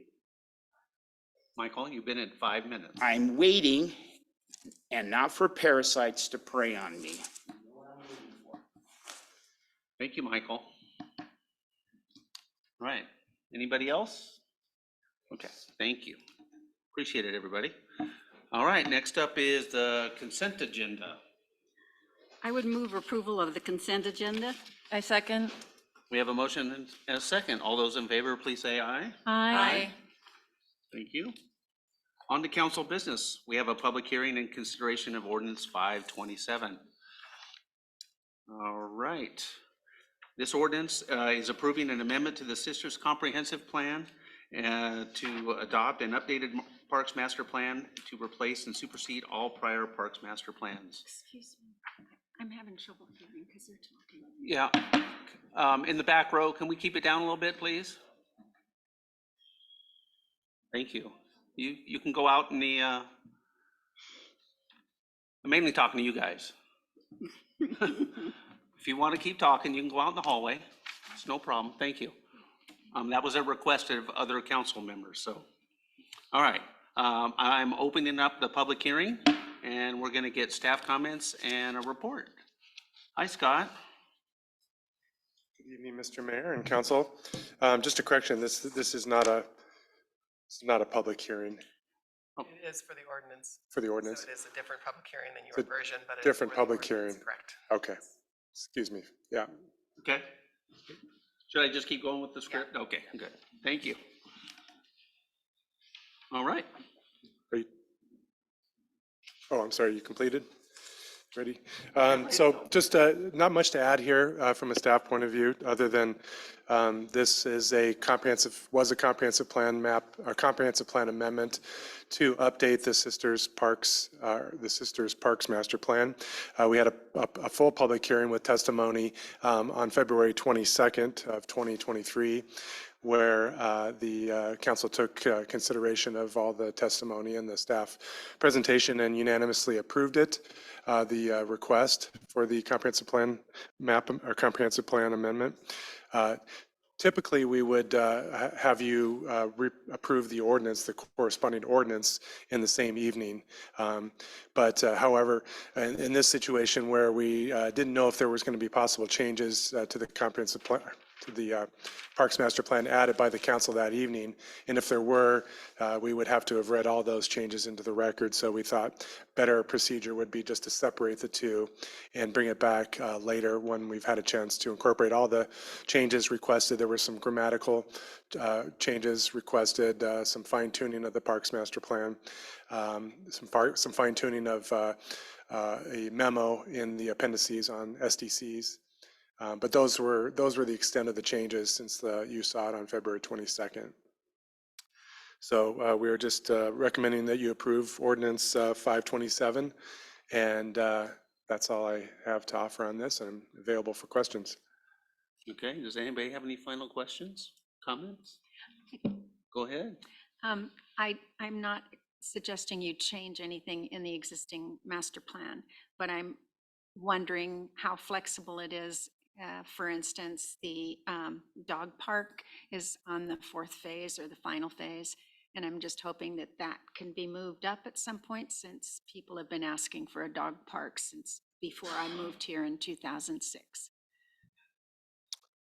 Yeah, whatever, it's an approved document, but there's some flexibility. If those changes are substantial, we might need to amend the plan to represent that. If it's a fairly minor change that, if there wasn't a whole lot of specificity in terms of when and where it was going to be built, there's probably some flexibility within the document for that to amend some of the priorities. Thank you. Yeah. Do you have any questions or comments? Final? Okay. Thank you. At this time, we're going to ask for public comments on this issue alone, right? Correct. And unless I have from the audience, I have none online. Okay. All right. This is a time for council deliberations on the issue. This is something that's been seen by how many people? When did we start this process on the Parks Master Plan? About 13 months ago. Yeah, so it's tonight is the final step over the finish line. We've seen it many times. It's been through our other boards and commissions. There's been a lot of eyes on this thing, and I think it's a really cool document.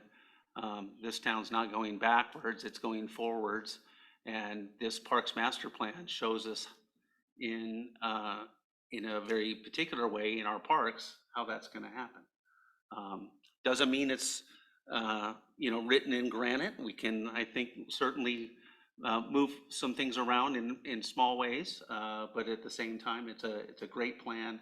It shows how dynamic this town still is, and I think it's fantastic. Anybody else have any comments on that? Okay. I'm going to ask for the motion to be read by title only. So we need someone for that motion.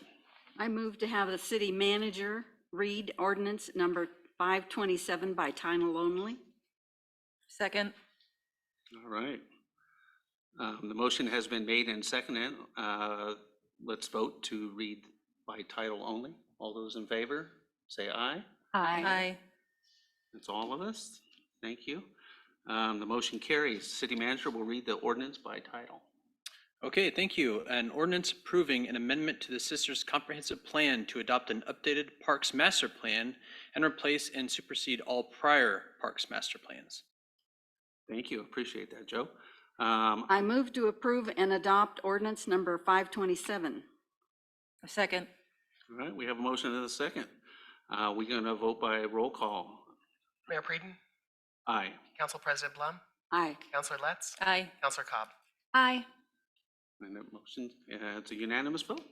Congratulations. I just want to comment, this is the second master plan update that I've been involved in. The previous master plan update was more of a incremental parks plan, and this one was a fully developed one, and it is so much improved. The last master plan we got was just barely keeping up with where we were and not really looking to how fast our community was growing and the potential that we needed to grab and have ideas before all the land was gone that was already within the urban growth boundary.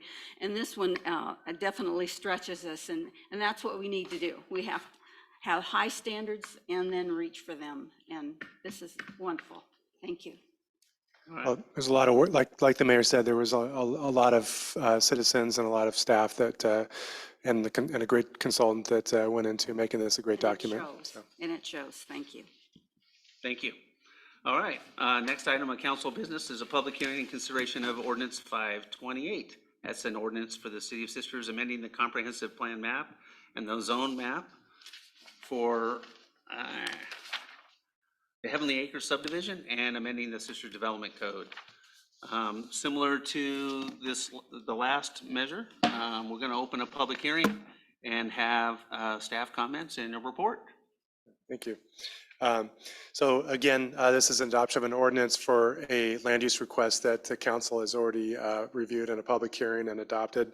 This occurred back on March 8th of 2023, followed by a recommendation followed by a recommendation from the Planning Commission, who also reviewed this in a public hearing. So again, typically we would have an ordinance accompany the land use request, and you would approve the ordinance in the same evening. We decided because there was a potential of some amendments related to properties that might be zoned certain ways, we wanted to separate the ordinance out again so that we could have a clean, accurate ordinance brought back to you instead of having it all the changes read into the record. It's as the mayor mentioned, it was a rezone of the Heavenly Acres subdivision. It's part of a cleanup process that the city's been planning to do for quite some time.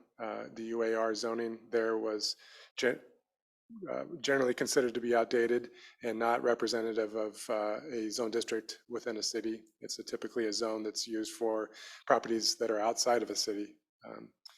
And so we were pleased to be able to bring that forward and get that cleaned up, and also bring in some multifamily zone land to help accommodate some housing needs for the future.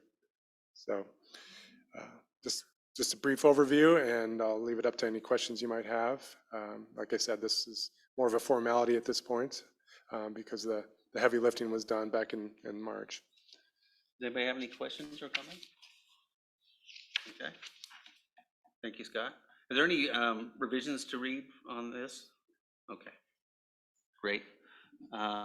there is an opportunity for public comments on this particular issue.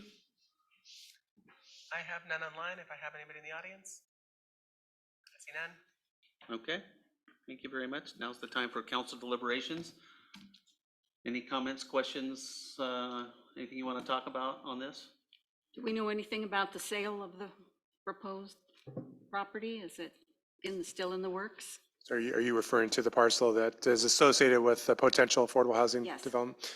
I have not heard of any formal land sale yet. I think they're still in negotiations, but that's all I know at this point. Thank you. No comments? I would move to have the city manager read ordinance 528 by title only. I second. All right, the motion has been made and seconded. All those in favor to read by title only, say aye. Aye. That's all four of us. The motion carries. The city manager, go ahead and read this ordinance by title. Thank you. An ordinance of the City of Sisters amending the comprehensive plan map and the zone map for the Heavenly Acres subdivision and amending Sisters Development Code chapters 1.3, 2.7, 2.15, 3.2, 3.4, 4.7, 5.2, and 5.3. Thank you, Joe. I move to approve and adopt ordinance number 528. Do we have a second? Second. We have a motion and a second. We'll play roll call. Carrie? Mayor Preden, Aye. Council President Blum, Aye. Councilor Lutz, Aye. Councilor Cobb. Aye. All right. Congratulations. Thank you. Thank you very much. Appreciate it. And I'll say it again, thank you for all your hard work in your department.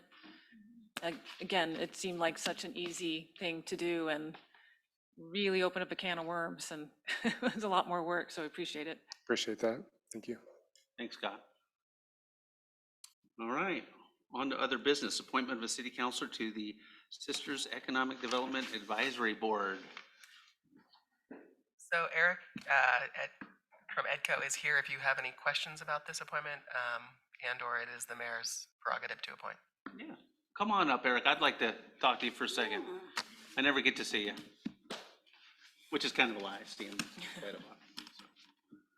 Mayor, councilors, Hi. Eric Strobel, EDCO.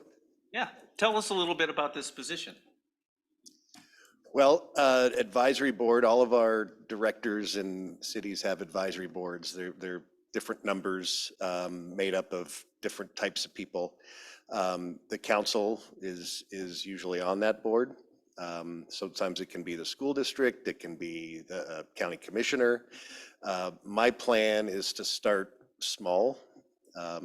Jennifer is really the first person on the board. And thank you for that. Appreciate it. And I hope you don't mind the weekly meetings from 6 to 9. As long as there's food. You're right, exactly. She's not on the board yet. Yeah. Oh, that's true. That's She will true. be. I'm pushing this Right. forward, aren't I? Yeah. Good foreshadowing, no, I like it. Yes, yeah, I'm trying. Other members I'm thinking about are manufacturing representative of a larger company, entrepreneur, so a small company or even just a single person that is trying to, start a business here. That's a piece. I think a bank would be great to have for financing, and then probably some kind of development type of representatives. So I want to start with 5 people, pretty small. And then I think that group can decide if we want to bring in, more members, or if we want to treat it as an ad hoc type of situation where Kurt Scholl from the school district could come from time to time. We could have Patty Adair, commissioner, come from time to time just to hear what we're doing and what's going on, instead of having them as board members, because they just can't attend. And that much. huge time commitment. Yeah, yes. And always open to suggestions on other, ad hoc type of people that we can have come in and either speak or have we talk to them about what we're doing. Okay. Well, thanks for coming up. I know I didn't mention it, that I would call you, but I appreciate it. It's good to have that kind of overview so everybody who's here knows what's going on. Appreciate that. Right. At this time, I'd like to appoint Councilor Letts to the Sisters Economic Development Advisory Board. Thank you for taking that on.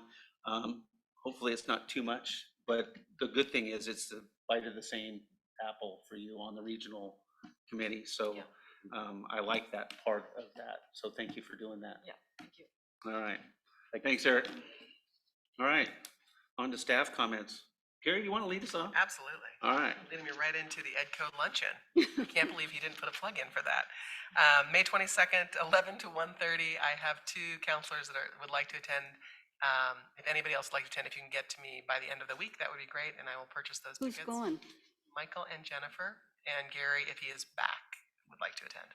Okay, I probably will. Last time I was the only one though, so I didn't want to be the only. Feel free to shoot me an email when you decide, and I Okay. will get your guys' ticket spot. Been working with C4C on a couple of things. One of those that we will start working on is the vision contract. So that MOU expires. It was a yearly MOU, so I'm going to start working with Josie to extend that, and that includes all the vision partners. So that's SPRD in the school district and the fire district and the county. So work on that. We'll also be, Joe and I will be doing some work on the EDCO agreement. That was also a one-year agreement that's up at the end of June. So we'll work with Eric and John Stark of EDCO to get that put together. And then I think that is all. There's a lot going on, but that's all for now, unless you have any questions for me. Anybody have any questions for Gary? All right, thank you. Joe? Oh, okay. I just have a couple things.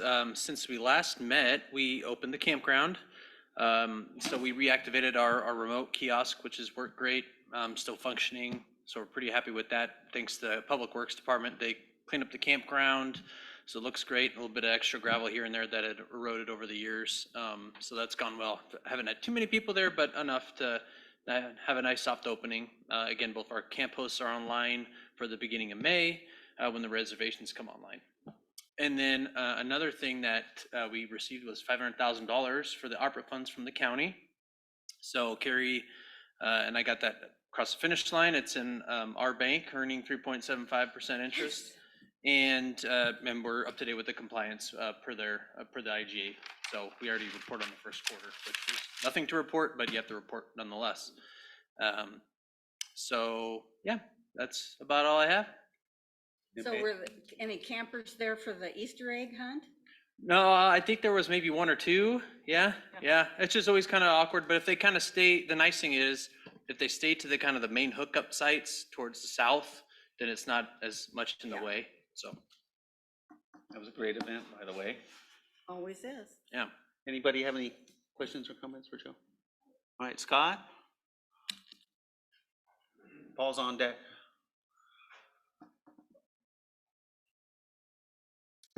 So just a few things here. After giving Planning Commission a nice break from us, they've been working very hard over the last year or so. We gave them about a month or so break.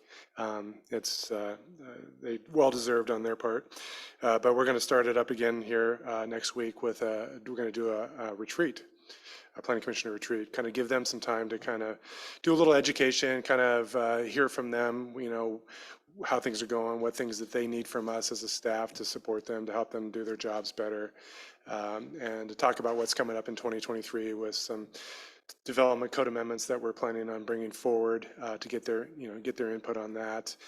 See if they have any other ideas that they had in mind that are within the realm of reality that we can that we can accommodate and pull off. But we're going to give them that opportunity and just kind of some bonding time for them. That's something that they've given us feedback that they want some unstructured time just to kind of bond and meet each other a little bit, which they don't get the opportunity to do under normal circumstances. So that's the 20th. It's a public meeting. It's open from 3 to 6 p.m. here at City Hall. Development applications are still staying fairly strong. I would emphasize that the space station proposal is still an incomplete application. It's still under review. No decisions have been made. I think as I've indicated in the past, it's been referred to Planning Commission once they get a complete application, and we will refer it to the Planning Commission, which is something that the Development Code allows with Type 2 applications. I would encourage anybody who has comments to submit them to staff at this point. We try to avoid ex parte communication with the council and with the planning commission for things that they might hear later. So I would encourage anybody from the public, if they're interested in submitting comments relative to that, that they submit it first to the staff, and the staff will make sure that those comments get forwarded to the planning commission once it goes there.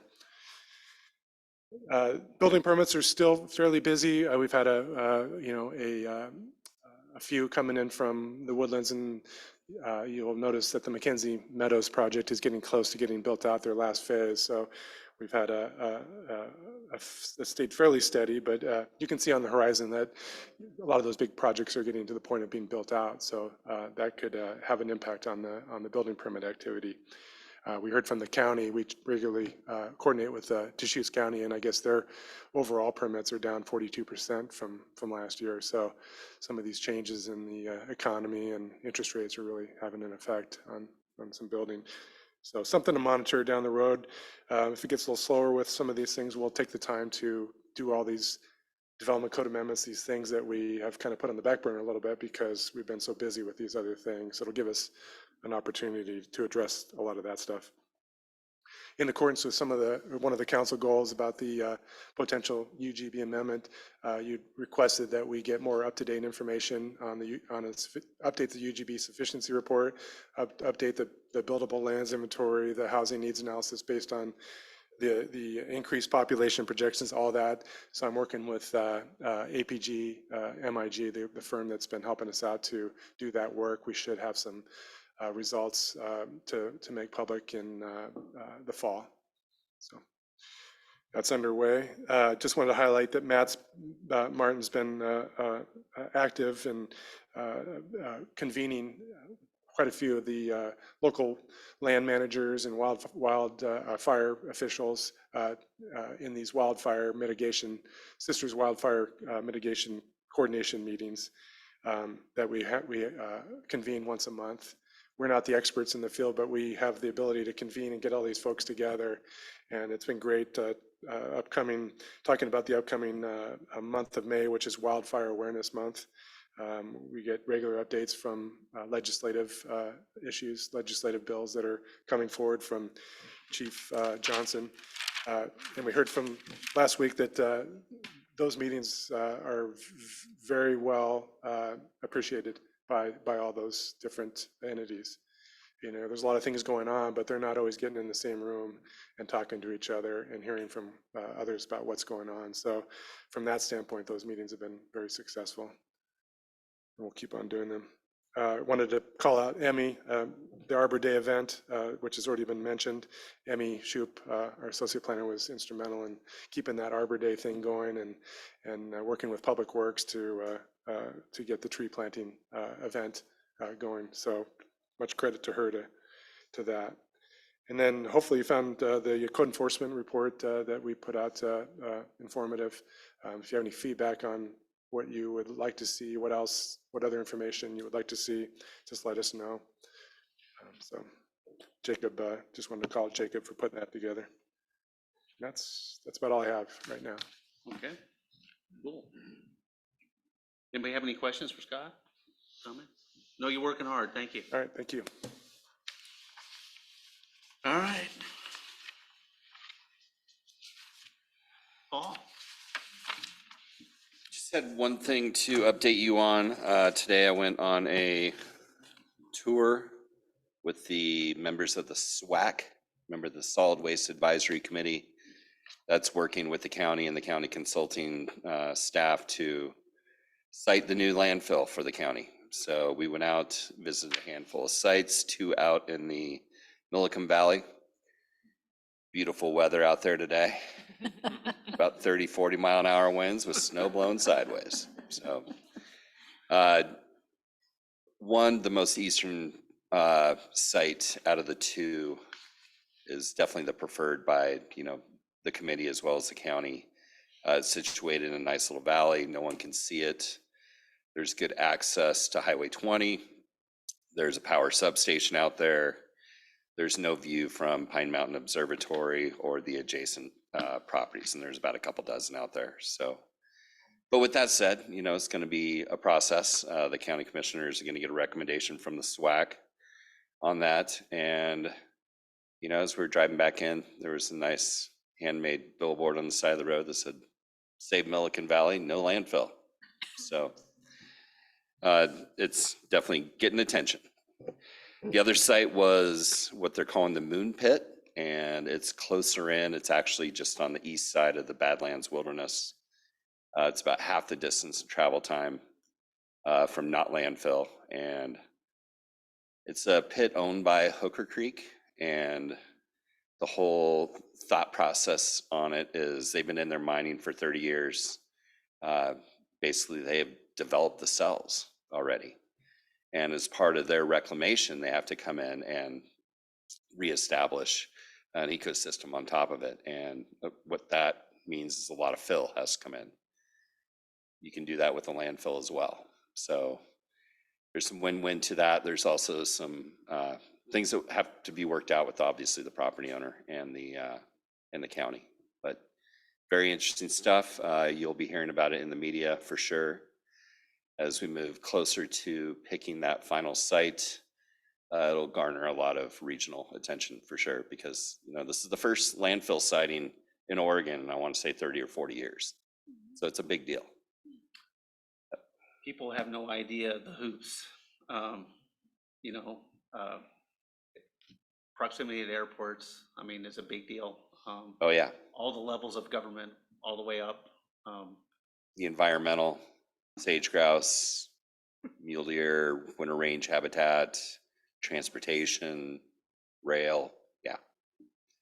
When they were first looking at it, there was only about 9 sites in the whole county that are even eligible. And most of them were too close in or. Yeah. And the criteria list is literally a book. Yeah, it's extensive. That's all I had to update you on. If there's any questions of what's going on. Still winter. Speaking of garbage, I was just thinking the other day, I can't remember, we usually have like a city cleanup day. And not like the curbside pickup, but I mean like, volunteers go out and clean up. Am I remembering that correctly? There's been the COVID years, everything was a little fuzzy, so I was just wondering if that was coming up or not. So the SPRD has been organizing that over the past few years. The city staff did go out during COVID as a just city staff event and picked up all of downtown in this spring, which we could coordinate that again. I think that helps the public works crew to get that picked up right before the season start, but that mostly has been coordinated by SPRD. Okay. And I have not heard about that. Okay, thank you. But speaking of the curbside pickup, is that happening, Sue? So that's through Republic, and that's the first week in May. First week in May. Yep. We have put that out on Facebook and probably actually issue that again in the next week or so. Coming up. Second, third, yeah. A couple of appliances and maximum of 4 cubic yards of yard yards. debris for residences only. Yeah, I see the piles out already. Not on Not that. for contractors, for residences only. And not couches, not tables, And not TVs. no TV, well, no TVs. I actually disposed of a TV and through their methods they recommended, which was break it into pieces and put it in the can. Yeah. And it's kind of fun to break them apart. So that's how you do it. Any other questions or comments? Thank you, Paul. Okay, thank you. All right, it's down to us. Yay. We're almost done. Go ahead. I've already shared the COIC and CEDS meetings that I attended. I gave an email, so I'm not going to reiterate that. But I did want to share that I did check into what's happening with the Warm Springs water system. And so I'm just going to read this paragraph from Greg, who is with DEQ. And he says the repairs to the drinking water plant at Warm Springs were supposed to be completed later this spring, early summer. Though equipment backlog could push that out to near the end of next year. There were challenges and delays getting critical equipment, and that set the timeline back at least several months. The project team meets monthly, and I can get more information, he's sharing that. So it's likely to complete toward the end of 2023. Good, Yeah, yay. cool. All right. Anything else? Susan, anything else? Okay. Sorry.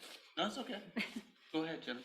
Okay, I have a few things, because it actually has been a while since we've been able to have time to catch up on this stuff. I did go to the Easter egg hunt, that was great, and thanks to Paul and the fire department for putting that together again. Let's see, we had a vision implementation team meeting last week, and that was just to update, kind of update the annual work plan, and, kind of, every committee member kind of came up with what we could take off the list and maybe a few things to add.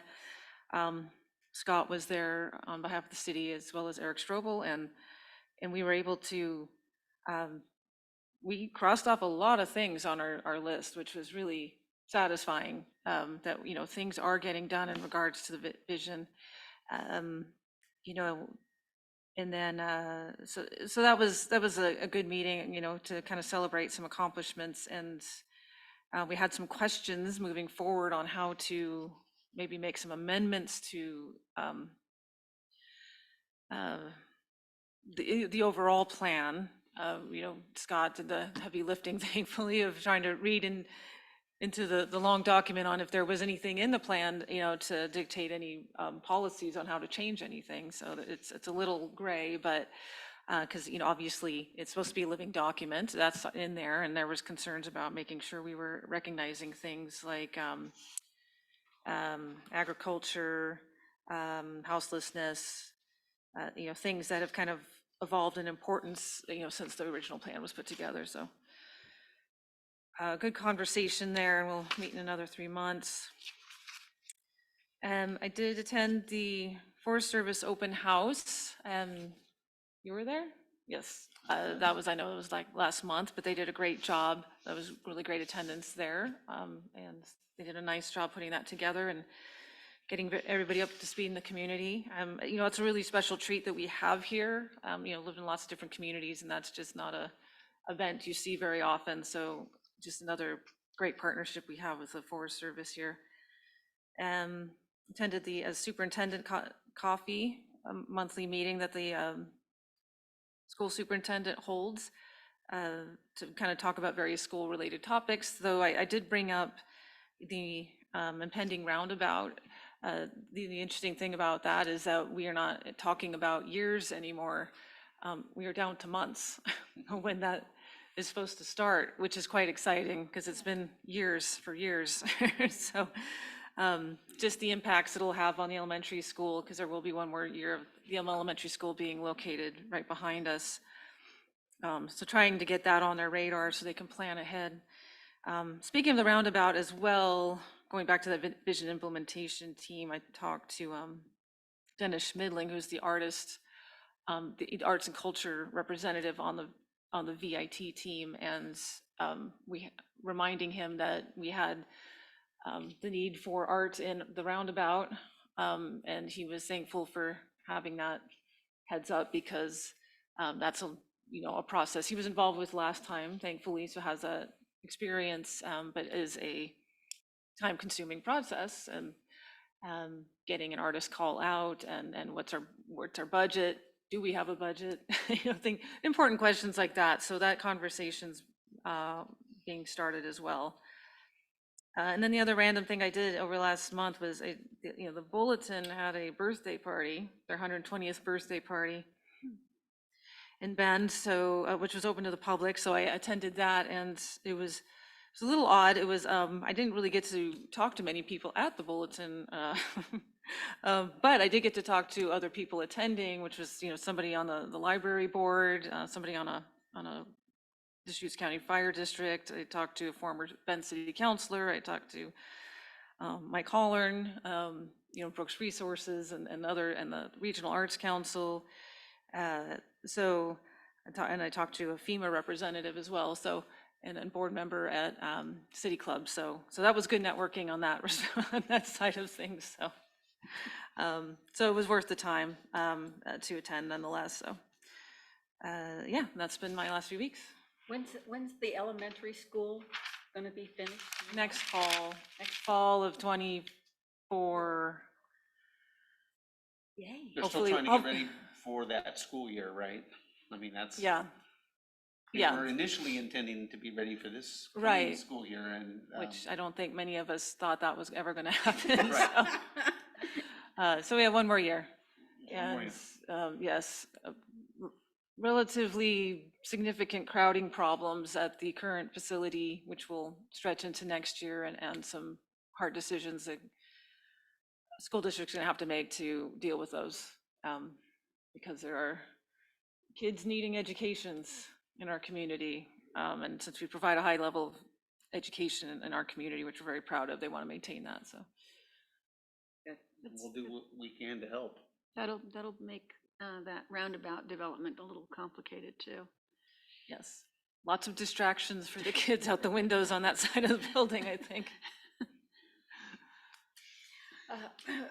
Most of the meetings I've been in have come to the council. It's all been about, public works stuff going on. So nothing to report that you haven't already heard. On the homeless task force, our local conglomerate of groups that gets together has gotten together, and they're looking at proposals to make for the funding that's coming from the state to see if we can participate in some of the things. It's amazing how most of the money is targeted at things that we don't have issues with. So I don't know how well those proposals are going to work out. We'll just have to see.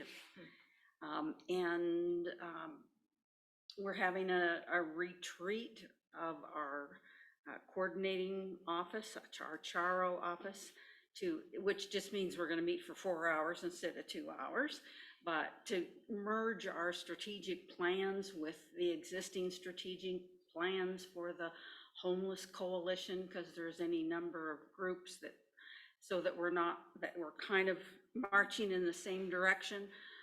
And so that will be interesting to see how that works. And we're still all just trying to fathom how we can do it all and have it all finished by January of next year. and spend it all and get everybody housed and make our numbers, and it's just going to be a miracle. But we'll see. I'll let you know how it goes, how it's going. Awesome. And Chief Johnson's retiring. He is. But about this time next year, although there's not a particular date as of yet. But we might be having a do in the community, I would think, hopefully. I'll give an update on Explore Sisters. They've been going through the process of getting the people that are going to do the branding. I think they chose somebody, and that process is starting soon if it hasn't started already. Super exciting board. I really appreciate Executive Director Scott Humpert doing a great job getting out in the community, making all the connections. It's it's where we're headed. It's just going to be great. Explore Sisters is going to be fantastic. I see big things coming out of there soon. So I wish I could tell you more, but I can't tell you everything. Secret stuff. No, you can't. I just can't jump the gun on things that are in process. But definitely some good things going on there. Other than that, there's Central Oregon Cities Organization. I'm the chair, and I'm the vice chair of the Water Subcommittee. They're having a Cocoa Day at the Capitol on the 27th, which is a Thursday. So I get to go down there and get in front of some of the legislators and stuff about our water situation and some other regional bills. The Juniper Water Bill, which looks like Representative Owens and Senator Finley. That looks like it's happening, which is really cool that Cocoa every session tries to get one bill that highlights Central Oregon, and that one looks like it's gonna pass. So hasn't passed yet, but things are looking pretty good. So I get to at least go thank them for that. And then if there's anything that anybody wants me to talk to somebody in the legislature about, I'm gonna be there all day. So it's gonna be a lot of handshakes and hellos and things like that. But I've never done that before. This is new for me, so it's gonna be eye-opening. And one of the challenges is the Capitol's under major construction right now. And so it's gonna be interesting to see how that works, because about 2/3 of the building that you can't even get into, so it's under construction. Other than that, I think that, I'm really pleased about what we're doing up here. I think that the city, while it's growing, is still charming, is still a fun town. I'm proud of the work that we're doing up here, and I'll continue to be that. Thank you for everybody for their hard work. Let's go home. Wait, there's one thing. What? We hired somebody. Yeah, we did hire a city manager. I'll mention that contract is negotiations are happening. I think things are very favorable. We're all happy about our choice, and I think that our choice is happy that he was chosen. And so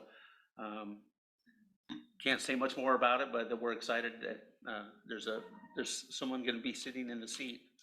That's going to be great. Anything else on that? Do you guys want to add anything to that? Okay, let's go home then.